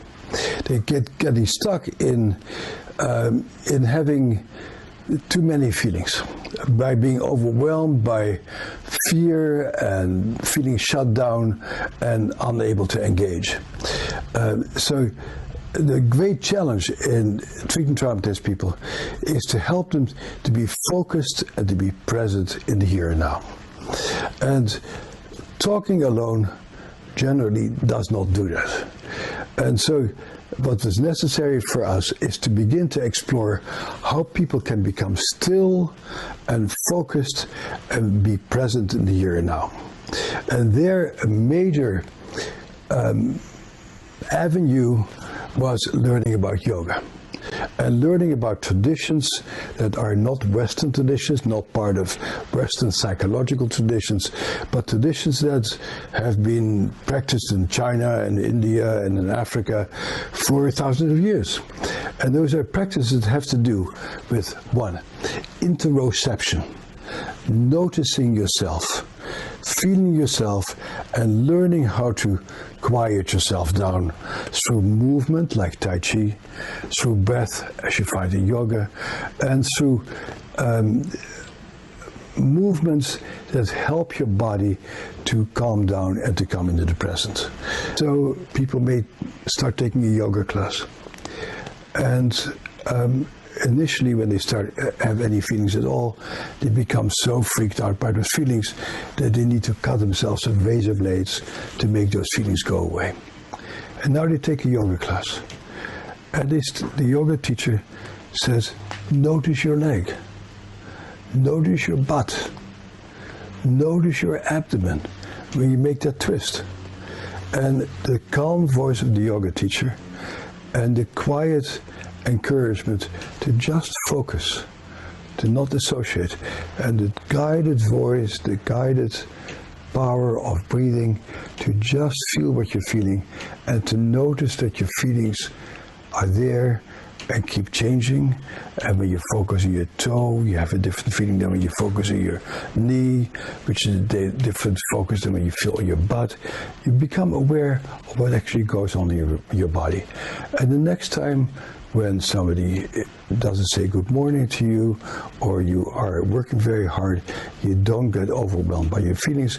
You notice what goes on in your body, and instead of cutting yourself, you may take some time to breathe and to notice what's going on and to restore that inner sense of calm without popping a pill, without taking a drug, or without mutilating yourself. But that's a function of learning to trust yourself and to know yourself. But that can only be done if you practice and do it regularly with the guidance of somebody who trusts that you can eventually establish that sense of ownership over your own body. Try to imagine how yoga might impact your practice.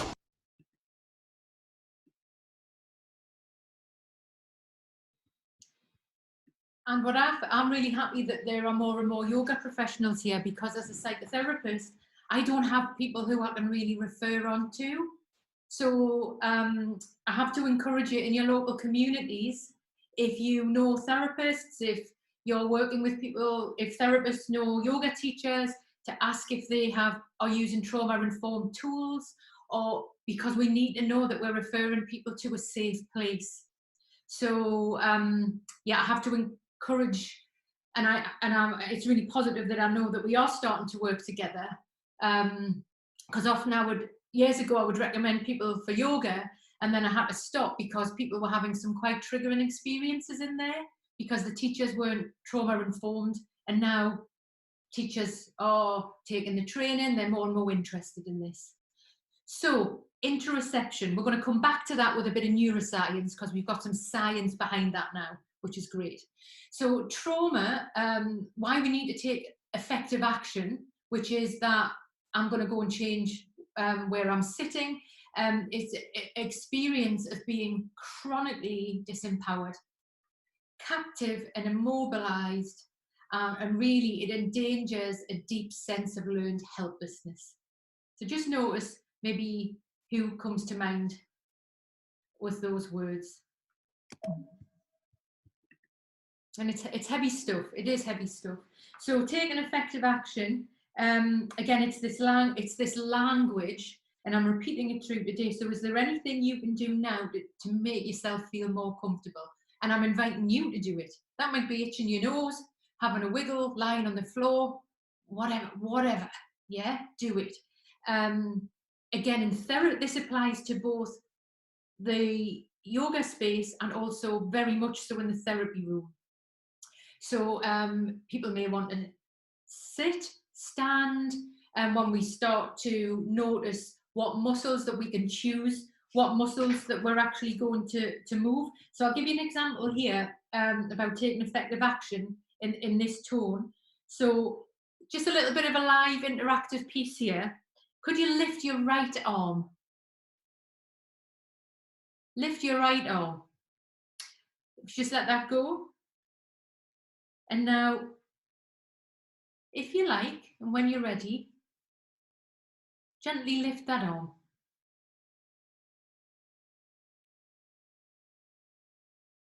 So just notice what that feels like. There's a difference in language and what action we can take there. You can let that go now.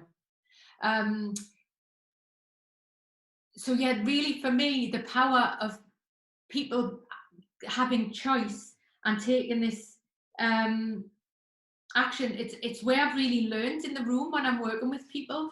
So I have to give you an example of a lady who I work with at the Recovery College, and she just said to me, Lorna, you have to understand that we, and she means we, her, and the people that I'm working with in this space, she said, Lorna, we spend our whole life staying safe, right? And she got a bit annoyed because I asked her if she thought the pose dog head down would be triggering or be sexual.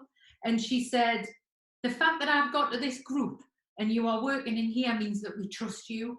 We have our backs to the wall all the time. We spend our whole life keeping ourselves safe. We are survivors, we are warriors, and we come here because we get something out of it. If we didn't, we just wouldn't come. She said, it's important that you don't treat us like kids. She said, I've spent my whole life with people cutting things out of newspapers in case I see it, for this sort of triggering. So it's actually, again, I come back to the survivors, we're survivors, and people will look after themselves. And if it's not for them, they just won't come back. They just won't come back. So again, now I'm creating rhythms, just a little piece. So creating rhythms, this isn't about all doing a dance together, because again, eye contact for this group and how we sync up with eye contact and movement, it's just not going to happen with this group, because relationally, everybody's out of whack, right? And there's an association with time that bad things don't end. So you'll notice, and we can do this together now 3 times. So if you like, and when you're ready, inhale, arms up. Exhale, release. We do this 2 more times. Inhale, arms up. You choose if you'd like your palms together or create more space. Exhale, release. Maybe a slower exhalation. Final time, the 3rd time. Inhale. Arms up. And for the final time, lastly, just letting that go. So in trauma sensitive yoga, we count. So there will be 3. So as a teacher, you name it all the time. You're talking all the time. When I'm working with this as a therapist in the room, I'm talking all the time, because disassociation is something that we need to be very mindful of. As a psychotherapist, people are just going to disassociate in the yoga class. So for example, in the trauma sensitive yoga class, there is no shavasana. You may, depending on the group, I might take 5 breaths at the end. I might take 7 breaths at the end. I might take no breaths at the end. If it's a group that's more for anxiety and depression, we may do a maximum of a 5-minute relaxation. Maximum, because people will disassociate, and it's for this, we have to keep those people in the bracket safe. For other classes, that's great. If you want to do a big shavasana or a yoga nidra, you have to go and do that with other people. We've got to keep these people safe. And again, as a therapist, when we're working with the breath, we may just do 3 or 5 breaths so the client feels comfortable. Again, relationships with others is where the problem is. So we're in a group, when we all do this and nobody's looking at each other, we don't want eye contact, avoid direct eye contact. I'll come on to that as a therapist and a yoga teacher. We are making rhythms, right? We're all over the world. There'll be a lady in America doing this later, creating a rhythm with us. We've got people in Sweden, in Vietnam. Now we're creating a rhythm together. In our brain, that activates our mirror neurons. Often people who are in trauma, they don't experience rhythm with anyone, and they're very cut off with our body. So it's a very positive and quite powerful thing that happens. The most powerful intervention I've ever seen in groups of people with chronic trauma is a beach ball. And actually, and I don't know how the hell I'm going to do this anymore because of COVID, but when you just have a beach ball in a group and the rhythms, because you can't get it wrong, I'm not going to smash anything, the power of that beach ball where we get some rhythms going is amazing. It's absolutely amazing. Okay, so I'll leave you with that, with a beach ball. Okay, so creating rhythms, again, we're in a non-verbal space. It's very powerful. Non-verbal takes us to a very child place. So I've got a non-verbal place where I feel safe. And really, I need to ask you, when you're working with these trauma-informed interventions, learn from the people. You haven't got it wrong. It's like, okay, what have I learned from that? This is what I'm going to do next time. Maybe keep it in a journal. And focus on the positive around the safe place that you're creating for these people who really need these interventions and these tools now. So we're going to segue now into language. So this is trauma-informed language, tools and empowerment. So it's the why. Why is the language important? So the key word that I'd like you to put in your toolbox and actively, if possible, practice with people today, whether that's on, if you're with people or text or however, to start to use the word notice. Just notice. So this is about sharing power. Again, in therapy, there is a power dynamic where the therapist has power, and we work hard to become aware of that. But it's important that we are not directing or telling people what to do with their bodies. So keywords are notice, focus on, be curious, feel, investigate, interest, experiment, and be creative yourself. You'll have your own little black book of words, share them. Yeah, so be creative with that. This isn't fixed. I need to ask you to integrate this into your practice. So if you're ready, you may notice a feeling or sensation in your shoulder. Okay, so everything is invitational and connecting choices to the right now. Okay, so again, you know, that if you like and when you're ready, you may notice a lengthening of the spine. So we're coming back into the here and now, lengthening of the spine. And again, the phrase, sometimes we notice and sometimes we don't, and that's okay. I find that really quite powerful and useful. And for all this may seem quite prescriptive, I think at first I thought it was. When you get the feedback from the people about the impact of where this lands, really hear it. I had to hear it, that if you like and when you're ready and notice, it's really powerful. Okay.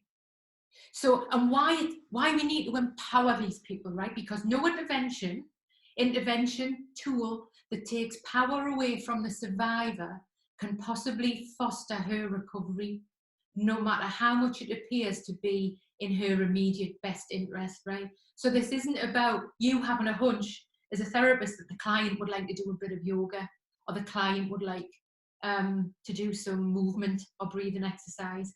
As a therapist, we need a contract for it. They mightn't want to do it, right? And it's not like, well, I just felt it was the right thing to do. No, that's not clinical. So it's really about asking permission and being and empowering these people. So at any intervention that empowers survivors fosters recovery. Okay, so I'll send you this slide with the words on, but here are the key words again. In fact, I'm going to use them when I'm doing it. So let's just do a little practice now, the one we did before. So if you like and when you're ready, gently dip your chin to your chest, just being curious about maybe if you can feel that on the maybe one side or the other side. And if you like and when you're ready, just bringing the chin up to the side, just approach with interest any tension that you may notice or what you may feel in that shoulder. Just allow the breath to enter and leave the body. You may want to sip a little more breath. You choose, you decide. And when you're ready to exhale, bringing the chin back to the chest, just noticing the experience. Maybe if you want to continue this on the other side. And if you like and when you're ready, just notice the pace that you'd like to do this at. And when you feel ready, just coming back to neutral. And sometimes you notice and sometimes you don't, and that's okay. So it's how we integrate some of this into our own language and practice as a therapist in talking therapy when we begin to work with the body, and also as a yoga professional. Okay.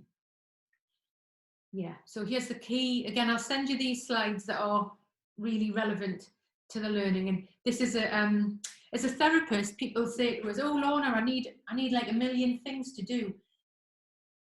As a therapist, you're going to need like 3 or 4 movements. Okay, so it might be that we start to bring awareness to the breath with the client.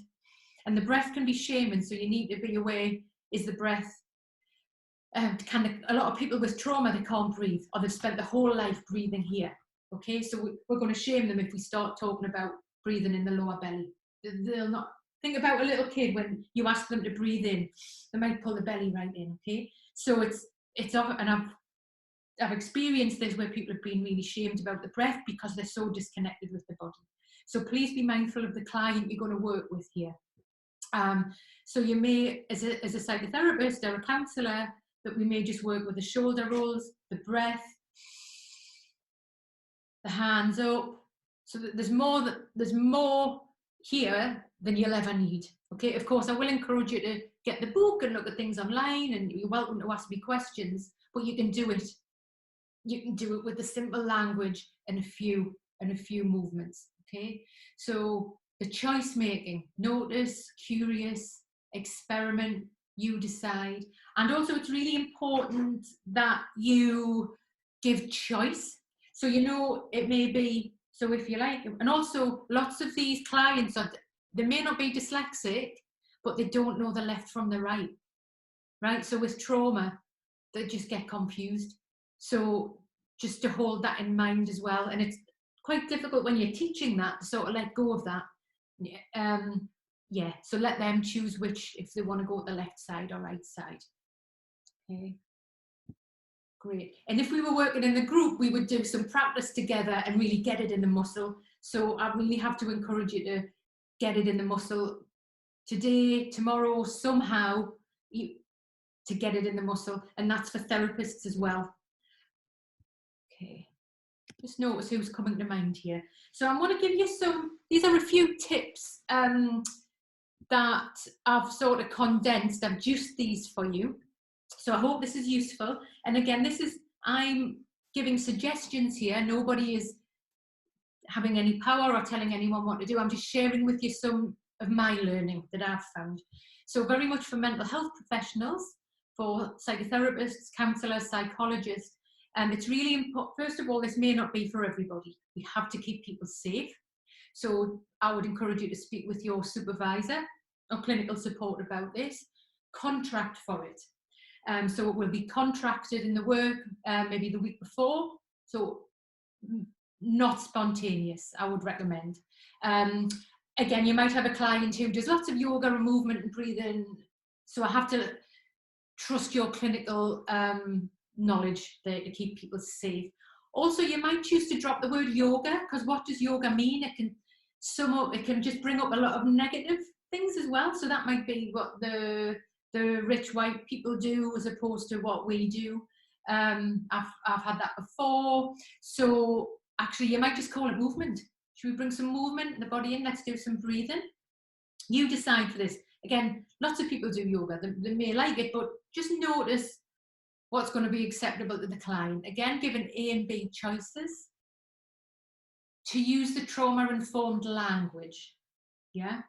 And this is really important whether when we're doing this online, because I've done this online with clients, and I also do this face-to-face, that I'm not going to be staring at you. Think of the nature of abuse, okay? I'm not going to be in here looking at you. So what I'm going to do is I'm going to turn away. So in the therapy room, I ask the client, they can put their chair where they want. Some clients simply go on the furthest away in the corner from me, right? And that's fine. Or we will just both turn out of the window. So I'm turning away from them. And you also do it together. So this isn't me saying, right, let's do this, dip your chin. I need you to do it with the client. So you're not watching them. And also it's very important that you share, so that I would share my tension in my shoulder. As a therapist, we wouldn't normally share our own stuff because of boundaries. However, it's important that we're human here. Yeah, so you might know, oh, I've got a bit of a stiff neck, or this may be hurting my hip. There may be, especially online, do you want to give people the option to turn their camera off? Again, I've done a few online yoga classes, and I didn't like the teacher staring down the camera, so I switched it off.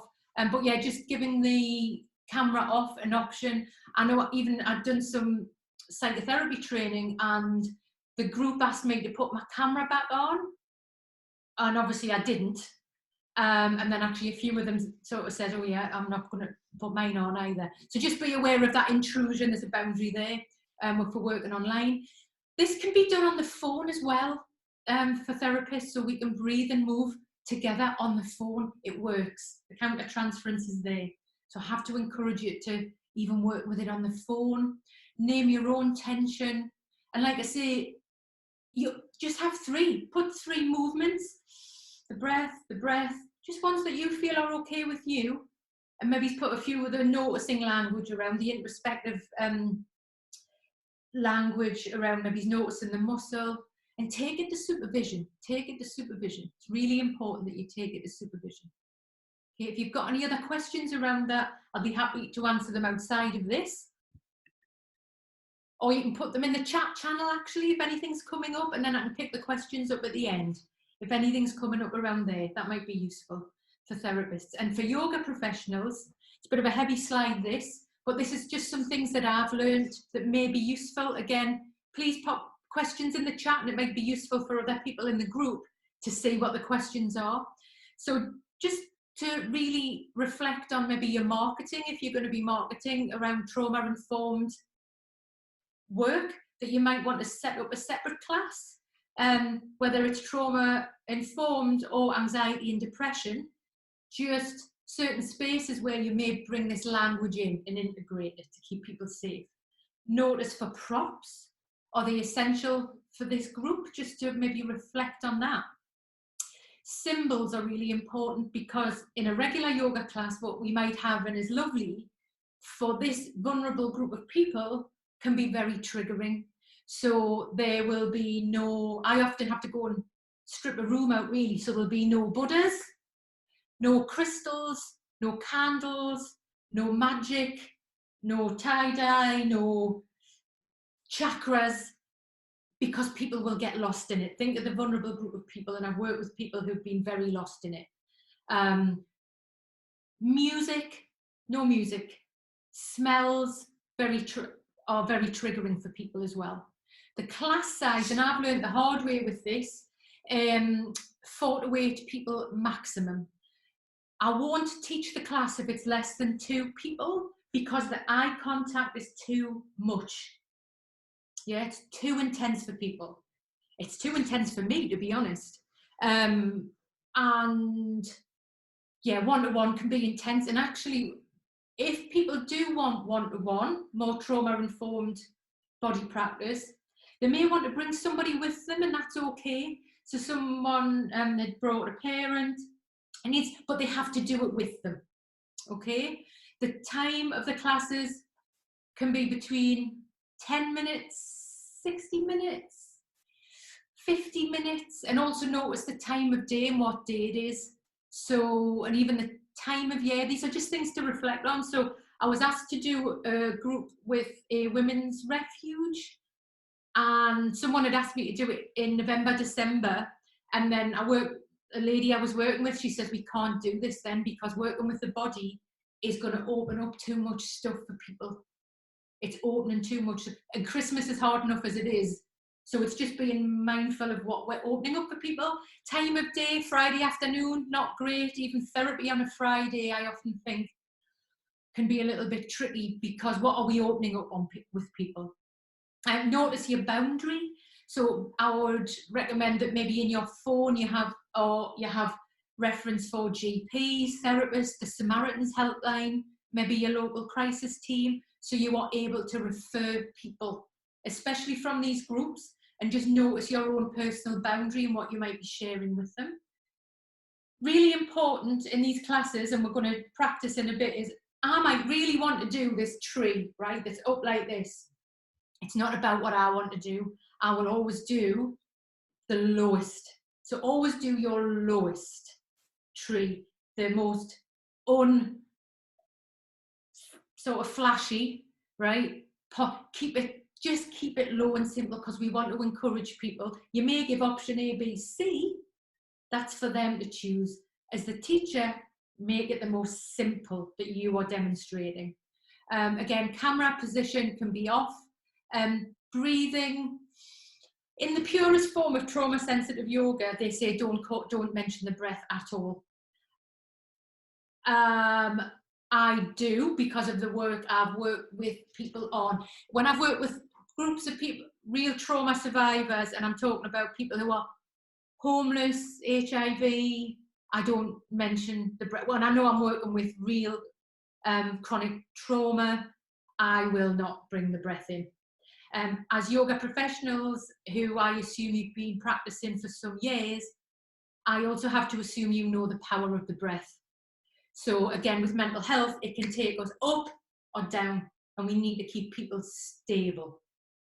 Yeah, so just I need you to reflect on that yourselves, and it's your choice what you do there. In trauma sensitive yoga, no ujjayi breath, no ujjayi breath, no kapali bhalti. If I'm teaching a class on depression, I might teach this energy breath, but not when we're working with trauma.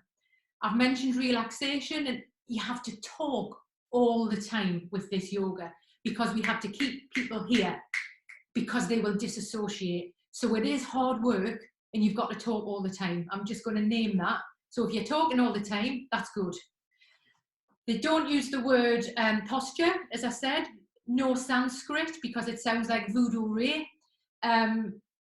Keep it simple. Keep it human. Just keep it real. No, where possible, no metaphor. So no, think you're in the meadow, visualize this. The power of metaphor for people who've been traumatized, it's really, really triggering. So again, just for these people, just have that in your awareness and how you're going to integrate that. Clothing, what is appropriate for these classes. I would suggest that you, where possible, connect with your local network. Who are your therapists? Lots of therapists go to yoga, right? So you will have therapists in your yoga class, I bet, or mental health nurses. Who in your community can you start the dialogue with about trauma-informed work? Yeah, so you can maybe refer people. Don't have the therapist that you're referring to being your best friend and someone who comes to your classes 3 times a week. You need to be removed. So there needs to be distance. That's a healthy boundary. Okay, so yeah, have them further away, not someone you know. You don't want to be having conversations and people walking in coffee shops and everyone knowing everyone. And also, I'd like you to maybe have a think about the cost of this.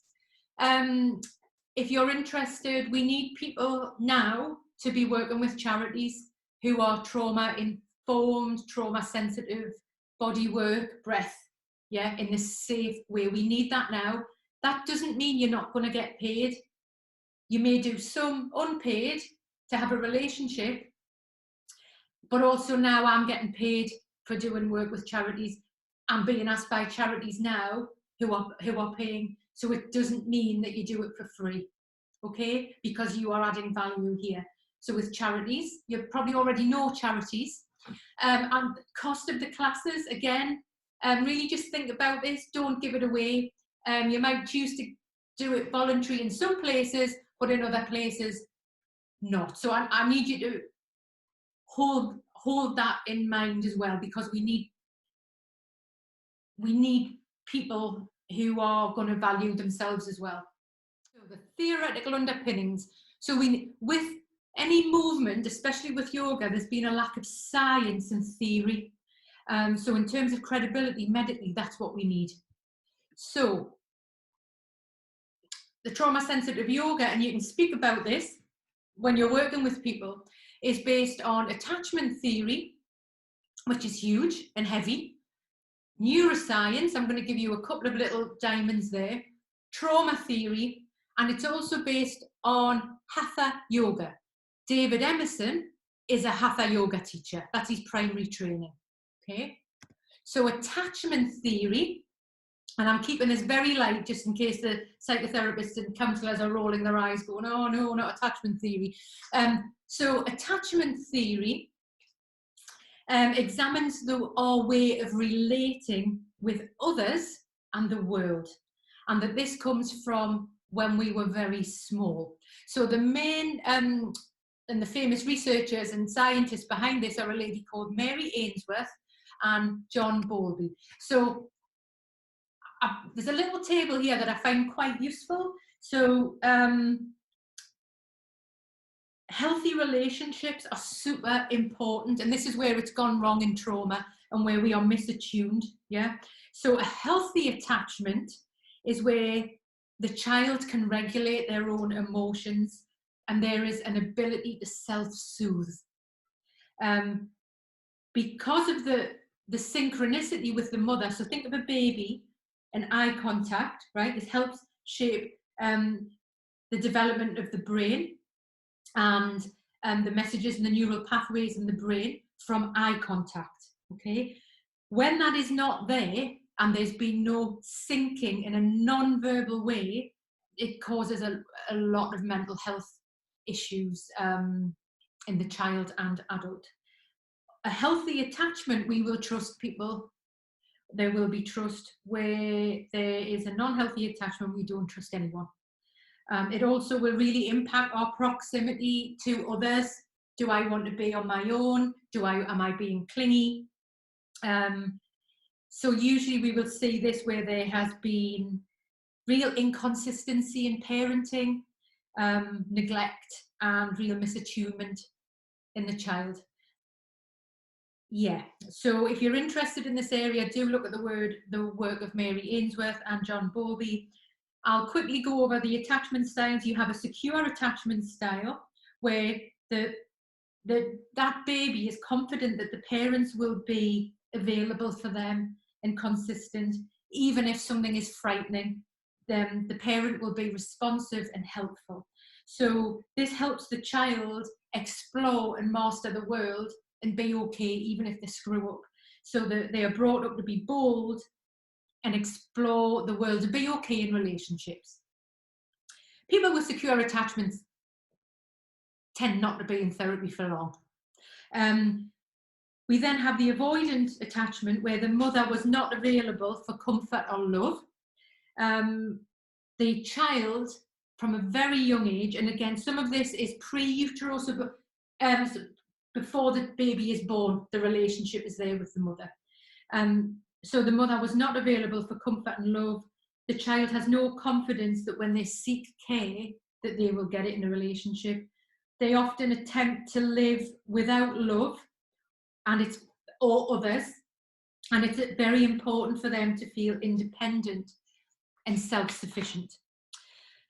The next attachment style is the anxious resistant attachment style, where the child was uncertain if the parent would be available or responsive. We may see this with separation anxiety, very clingy. Dogs have this. If you've got a dog, think of your dog. Or as an adult, and remember, these are all on a spectrum. And when COVID happens, we're all triggered and quite primal self comes out. We may have learned lots of tools to be well, but when we've been confronted with trauma and being very scared, it brings out the little one within us. So as an adult, this may present in, if you leave me, I'm going to kill myself. Okay, so that's the pattern there. And the final attachment style is disorganized, where the mother was unpredictable, abusive, terrified. Again, this may have been before the baby was born. There may be drugs, abuse, alcohol. The parent, and again, attachment styles, it's all about the mother, really. That the mother was erratic and unpredictable. Again, think about addiction, think about bipolar, borderline. And the child is often quite frozen and non-responsive. It's very sad. Yeah, so that is a very big subject, and that really is the tip of the iceberg. It's quite heavy and sticky. So yeah, we have science behind this, and this links to the trauma-sensitive yoga. Ultimately, it's about relationship, right? As a therapist, the therapeutic relationship is where the magic happens. It's not about what we do and what we say. If it was not for it is because of the therapeutic relationship, often non-verbal. Do we like them? Do we not like them? If you don't like your therapist, you're wasting your money. Yeah? It's about the therapeutic relationship, why the therapy works. Again, as a yoga professional, are you going to hold those boundaries? How are you going to keep people safe? Are you going to show up on time? How are you going to communicate? So there's patterns we can take from that. So we have attachment theory. Slight irony, right? For in yoga, attachment theory, right? So the goal of any trauma treatment is healthy attachment, right? healthy attachment. Yet the goal of yoga is non-attachment. So this is, I don't have an answer for this, and this is another conversation, because often it goes back to the Buddha. His mother died when he was a little baby. So that's another sort of theoretical thing that I'm just going to throw out there for you to reflect on when we talk about attachment. So I'm going to give you a little bit of neuroscience now. So you're thinking, my God, we've got 35 minutes left and I'm going to get some neuroscience. So I'm boiling this right down so you can speak about it, know about it, and be able to use it with clients. So ultimately, with neuroscience, the part of the brain is called the insula. I'd like you to start using this word, right?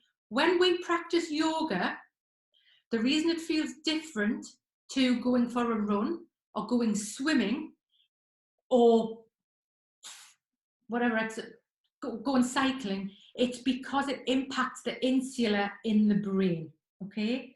And the insula is responsible for our immune system. Yeah, COVID, immune system. It regulates our breathing and heart. Think of that, high anxiety, low anxiety. So if you take anything away from today, please use the word insula when we're doing yoga.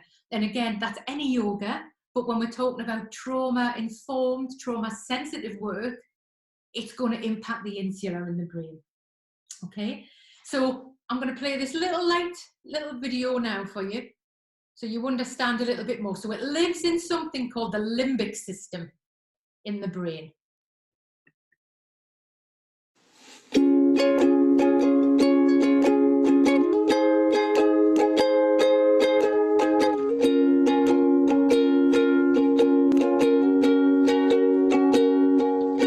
Well, you got to know about the limbic system. It's a brain structure located on top of the brainstem and buried under the cortex, hippocampus, and thalamus. When you're mad at your parents or scared for a beating, the amygdala is what causes these feelings. It's shaped like two lima beans. Who knew beans could make you mad? Well, you need this system to live and feel. It's really great. Limbic system. Ooh,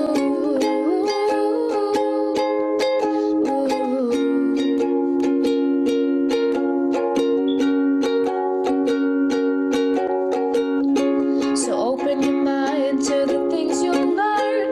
The hippocampus gives you memories, long and short term and spatial navigation. Without it, you may get the Alzheimer's disease and forget your family. Wait a second, what was I talking about? Well, you need this system to live and feel. It's really great. Limbic system when you're hungry and your crush finally texts you back. The limbic system tells you that the last thing you really need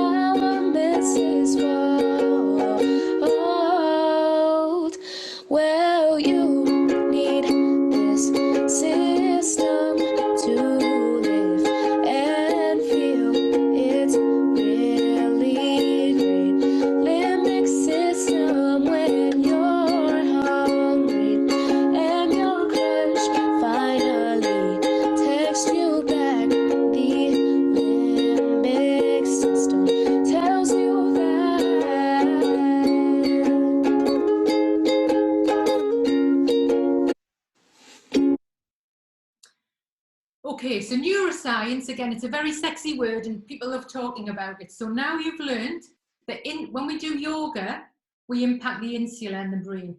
When we do yoga, that lives in the limbic system, okay? And I've just made a little brain for you. So key to what we know about science and yoga now, this is a brain I've made out of some Play-Doh. And actually, I do this with clients, either as a therapist, I show them, or also as a yoga teacher, I show them, right? So this is the brain. So when we are thinking and we're doing all our clever stuff, right? Like now, we're thinking it here. When trauma hits and we're stressed, inside is a little bit, right, in there, and it's the amygdala and the insula. The amygdala is responsible for fight or flight. We can't think, it's primal. That's running from the bull, right? So again, I'm throwing some more words in. We've got the insula and the amygdala responsible for fight or flight. When we do yoga, it takes us back into our window of tolerance and we're less firing from the amygdala. It's about, if this is your brain, and you can do this with kids, this is the brain stem here, right? This is our amygdala, where it's fight or flight. And then over here is the grey matter that's actually like plasticine now. It's not concrete, it works. And if this is agitated, we flip our lid, okay? However, if we have been doing yoga, breathing, just inhale for 4, do it with me now, exhale for 6. Inhale for 4, exhale for 6. The more we can work on our amygdala and insular breath, we are less likely to flip our lid. And there is some new neuroscience that I'm going to send you the research on that shows, and I'm so excited about this, because I have to speak with science to explain why it feels good, that because of neuroplasticity, that basically means that we know that we can learn new cool stuff at any age, right? And it's called epigenetics, that when we do some movement or aerobic activity, it has to get the heart going, right? And we experience a new experience. So with trauma, that we may notice our arm, our foot, our leg lengthen in the spine. I notice I may feel a little more calm, or I'm noticing when I'm depressed and I need to move. When we twist, how that might feel, what it's like to be upside down. So when we do some movement and have this new experience, we create new neurons in the brain. We create new neurons in the brain. The science does not show that that's specific to yoga, because that can be other exercise as well. But we'll learn more, okay? It's going to take us more into the front of our brain, where it's very exciting for me, as you can probably tell that I'm excited about this. So I'll send you some information around this, because it's outside of what we're talking about today. So I've given you a bit of a top line on neuroscience there, the insula. When we do yoga, it feels different because we've worked on a part of our brain called the insula that impacts our immune system. It regulates our heart and our breath. We also impact the amygdala, which controls the fight, flight, freeze response. In trauma, it's often freeze. So I hope you found that useful. Please, I'd love you to incorporate that in your language. And the next pillar is trauma theory. I'm just going to keep this very light. There are some wonderful books. I've got them here to show you. This one, trauma book, lady called Babette Rothschild. There is a gentleman who I'm going to send you his video, so especially around addiction, Gabor Mate. He works with Russell Brand a lot, so it's connecting more with young people. There's Babette Rothschild, Nick Totten, brilliant book on the body, lots of little shorts with people in here. He's fab. And all of the trauma theory work, again, it's bringing science in. Yeah, we need the science to be able to talk about this. All of these people talk about the benefits of the breath and movement. If you look at someone in trauma, there's a little Buddha here. Look at the body. Think about the trauma, how we've bent over. versus when we move our bodies, yeah, to be free from this. Just think about clients when they walk, someone who, when you notice as a yoga teacher and even as a therapist, when the client walks in the room, what you notice in their body. They may be a little to the side. I have a client, he's a young man, when he'd had an episode, he looked like he'd had a stroke when he came in. He hadn't had a stroke. It was how it was manifesting in his body. And all of these people who are more modern in trauma theory, and I'll send you all the reading list, I need to highlight that they're standing on the work of Fritz and Laura Pearls, who established the Esalen Institute. It's a famous yoga place for Asian sort of wonderfulness, and it's in California, and it's this fabulous place.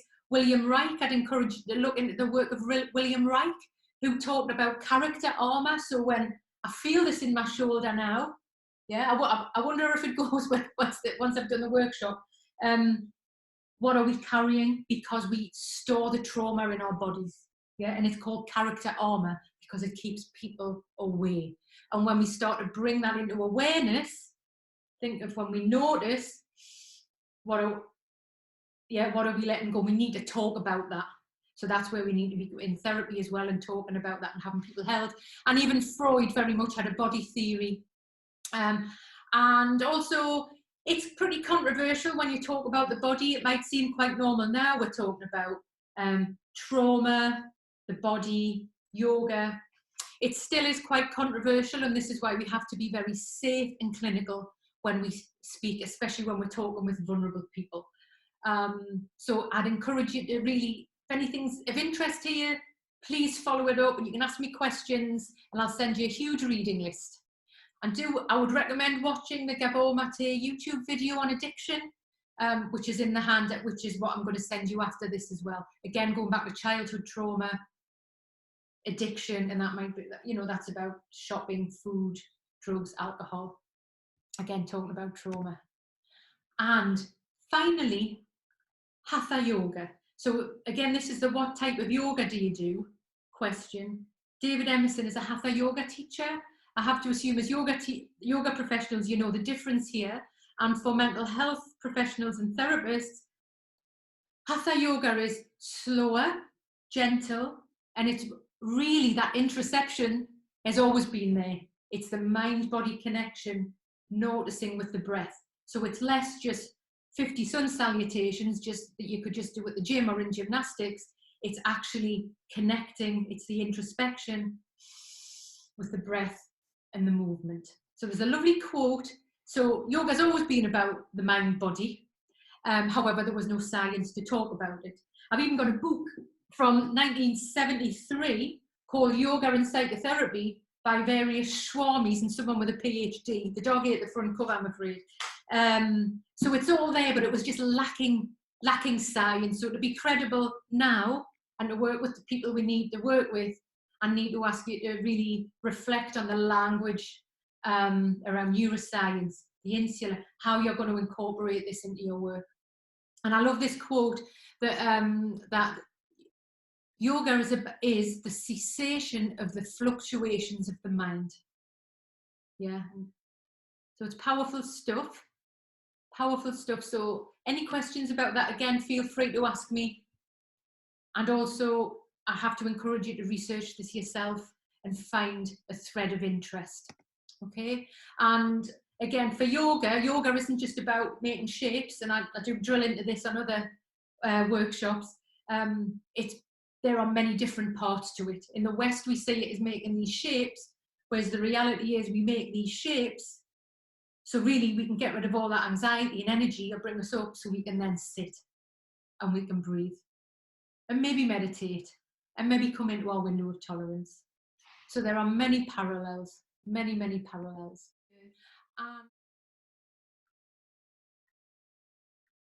And if you like, and when you're ready, just beginning to notice your breath. Eyes open or closed, you choose, you decide. And if you like, and when you're ready, we're going to take our arms out to the side and up 3 times. Inhale, exhale. You may choose to lengthen the exhalation. It's great for anxiety to lengthen the exhalation. So 2 more times. Inhale. You may notice the temperature between your fingers. Sometimes we notice and sometimes we don't. Exhale. And 1 more time. Inhale. Exhale. And if you like, and when you're ready, just bringing your hands to your thighs and just notice what you can do to make yourself feel more comfortable right now. And if you like, and when you're ready, you may notice your spine lengthening, shoulders widening, and just notice how you can create more space at the front of your body. And if you like, and when you're ready, gently dipping your chin to your chest, and you may notice a lengthening or some tension on either side of the neck, and taking the chin slowly up to one side. You may choose to inhale when you take the chin up. Eyes open or closed, you choose, you decide. And if you like, and when you're ready, bringing the chin down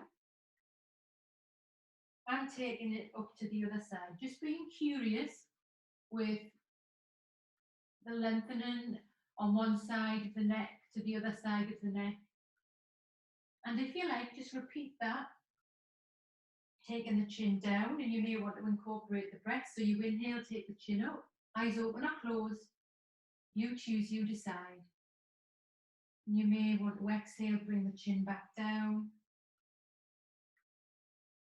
And then up to the other side. Just notice any clicks or pops. Just feel free to experiment with that. Maybe 1 more time. And if you like, and when you're ready, just putting some movement in the shoulders. You choose which direction you want the shoulders to go in. Again, just notice any clicks, pops, tension that may be there. And if you like, and when you're ready, coming onto all fours. And again, just checking in that your knees are under your hips and that your wrists are under your armpits. And again, just noticing you have choice if this is heavy on your wrists, that you can always come up onto your fingertips.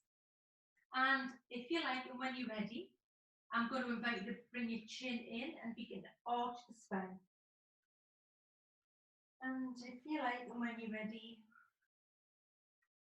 just reverse that, take the gaze forward. You may want to inhale. With the arch of the spine, you choose, you decide. Exhale. So you may notice a lengthening at the front of the throat. Continue with this movement. Work with your own breath at your own pace. Just noticing any tension, any lengthening, maybe from the left back, right back. And just coming back to neutral. And if you like, and when you're ready, we're going to tuck the toes under. Tuck the toes under.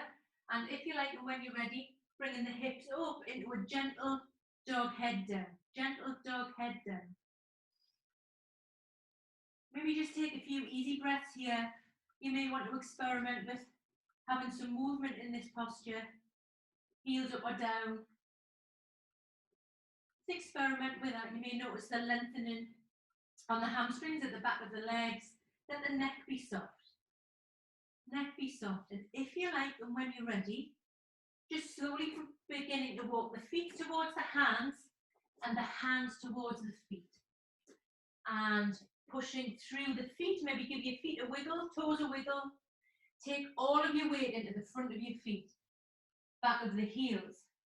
If you like, and when you're ready, slowly rolling up, rolling up. And just taking the feet a little wider. So it's not as if we're on a tightrope. Just we want to feel really grounded. Just take a moment to notice the mat or the carpet under your floor, under your feet. Breathe. You may notice your spine lengthening, shoulders widening, chin parallel with the floor, eyes open or closed. Just breathe. We're going to take 3 powerful breaths here. We're going to inhale. Take the arms up, over. Exhale. Experiment with slowing that breath down when we exhale. Reducing anxiety by inhale, maybe for 4. Exhale for 6. When we exhale one more time, when we have a longer exhalation, we'll impact our parasympathetic nervous system, so it's going to reduce anxiety. Longer exhalation. Longer exhalation. Excellent. And if you like, and when you're ready, I'm going to ask you to walk to the end of your mat. And what we're going to do here is not what people might do on the internet, which is sort of standing on a tightrope and all these pictures. We're going to really focus on being grounded here. So if you like, and when you're ready, maybe take the feet quite hip width apart, or maybe a bit wider, wiggle your toes, roll your shoulders. And if you like, and when you're ready, I'd like you to step 1 foot forward and just hands on the hips, just notice what that balance is like. And I'm actually going to take this, how can you be here now and create more space in your body and actually feel a little bit more rooted. So I'm going to take my foot out a bit more. Take my foot out a bit more, and I'm just going to experiment here with bending that front knee. If you just have a look down, and if your knee goes over your toes, please take the foot a little further forward. A little further forward. But we're back. We're not on a tightrope. We're feeling really balanced here. The leg is straight. And if you like, and when you're ready, we're going to bend the front knee. Inhale. Bring the arms out to the side. So create as much space as you can in the front of your body. Just experiment with that. You may choose to have the arms above your head. However, you may choose to have them out to the side. You experiment with that and breathe here. Just being curious about the weight at the front foot, the weight in the back heel, the opening at the front of the body. Breathe. You may want to wiggle your fingers and see if you can notice the temperature between your fingers. And slowly release. Just work that out. Then we'll do that on the other side. So again, coming back into quite the feet are more than hip width apart, and a gentle step forward here. Gentle step forward. And again, hands on the hips, and how can I make myself as comfortable and as stable as I can here? I'm going to experiment with bending that front knee. If the toes disappear, take the front foot a little further forward.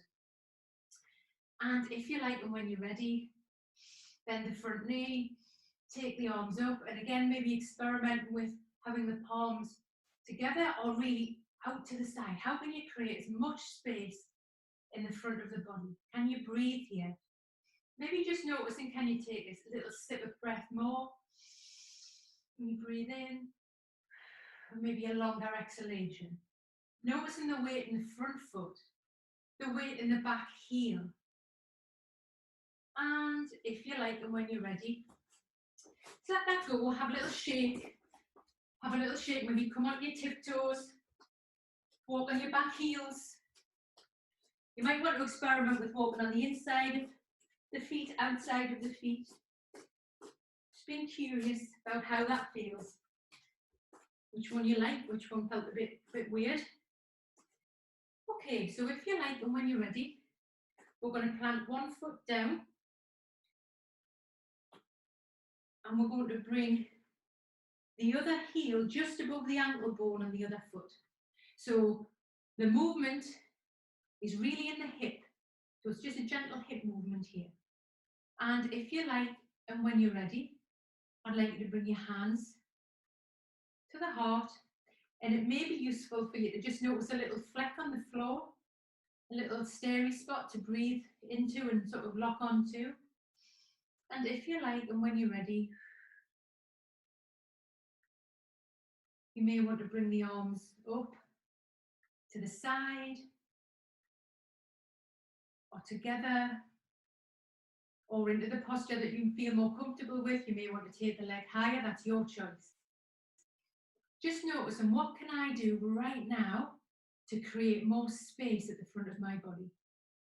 You may notice your spine lengthening, shoulders widening. You may notice the temperature between your fingers. And sometimes we notice and sometimes we don't. And that's okay. And slowly release. We'll do that on the other side. So really planting the other foot down, taking the heel above the ankle bone. It may be useful to find a little fleck on the carpet to stare at, to hook us onto. Hands to the heart. And now you choose if you'd like to take your arms out to the side, up, whatever feels right for you today. And we breathe here. Just notice when you breathe in, are you able to take a sip more breath? When you exhale, can you exhale for longer? Just beginning to notice the body breathing. And if you like, and when you're ready, just slowly releasing and coming back onto the floor, and I'm going to invite you just to come onto your back and just gently hug your knees into your chest. Have a little rock from side to side, massaging the spine, and you may notice, does that feel good on maybe one side, to the other side? You may want to rock onto one side, you choose, you decide. And if you like, and when you're ready, bringing your feet to the floor, arms to the side. If today it feels more comfortable to have your arms over the front of your body, do that. Whatever feels more safe, whatever you're going to feel more comfortable with today. And if you like, and when you're ready, gently letting the knees fall out to one side, and you may want to take the head in the other direction. Just noticing the twist and the rotation in the hips, spine, neck. Eyes open or closed, you choose, you decide. And if you like, and when you're ready, just taking that onto the other side. Taking that onto the other side. And you're welcome to continue with this movement, or just stay on a side that feels right for you. Just noticing how that might feel on one side or the other, so I can really feel that on the front of my right leg there. Just experimenting with that on one side or the other.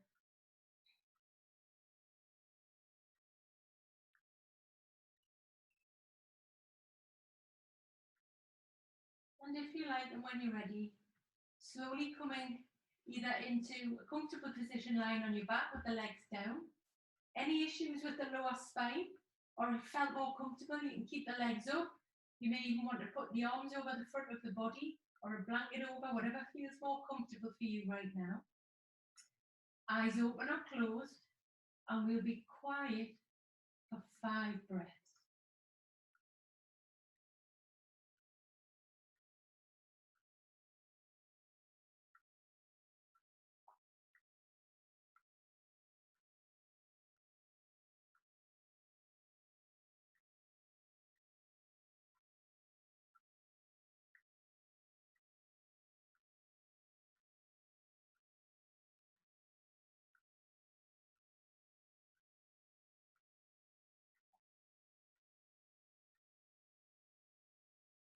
And if you like, and when you're ready, slowly coming back into the space, maybe wiggle your fingers, wiggle your toes.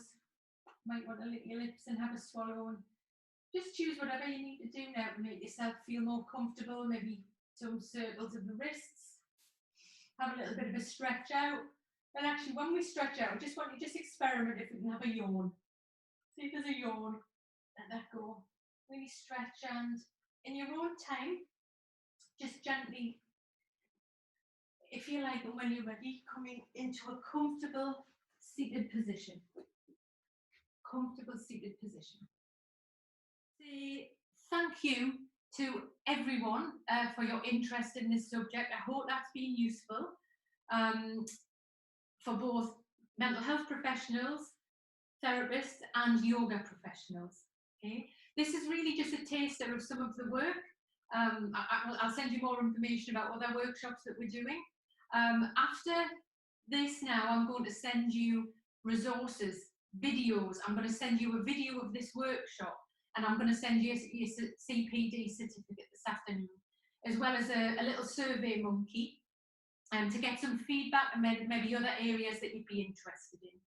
So I would like to thank you all for your energy and interest today, and I have to encourage you to follow your interest and really do something with this and use these tools because people need them right now. Okay? Yeah, so I really want to wish you the best of luck with that and keep going and following your interest.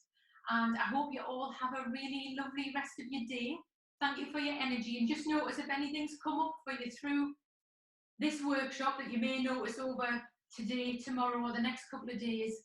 Who are you going to go and talk to about this? Where you're going to go and take that, the person that you thought of at the beginning, just to really notice your own self-care and to have some self-compassion, because this is heavy stuff, right? Trauma might sound quite sexy, and people, there might be a lot of money in talking about this now. It's really heavy stuff and it triggers our stuff. So I need to ask you to keep yourself really safe and enjoy the rest of your day, and lovely to meet you all today. So, and I'll just say goodbye in the chat. You may want to join in the chat and say goodbye. So take care. Bye.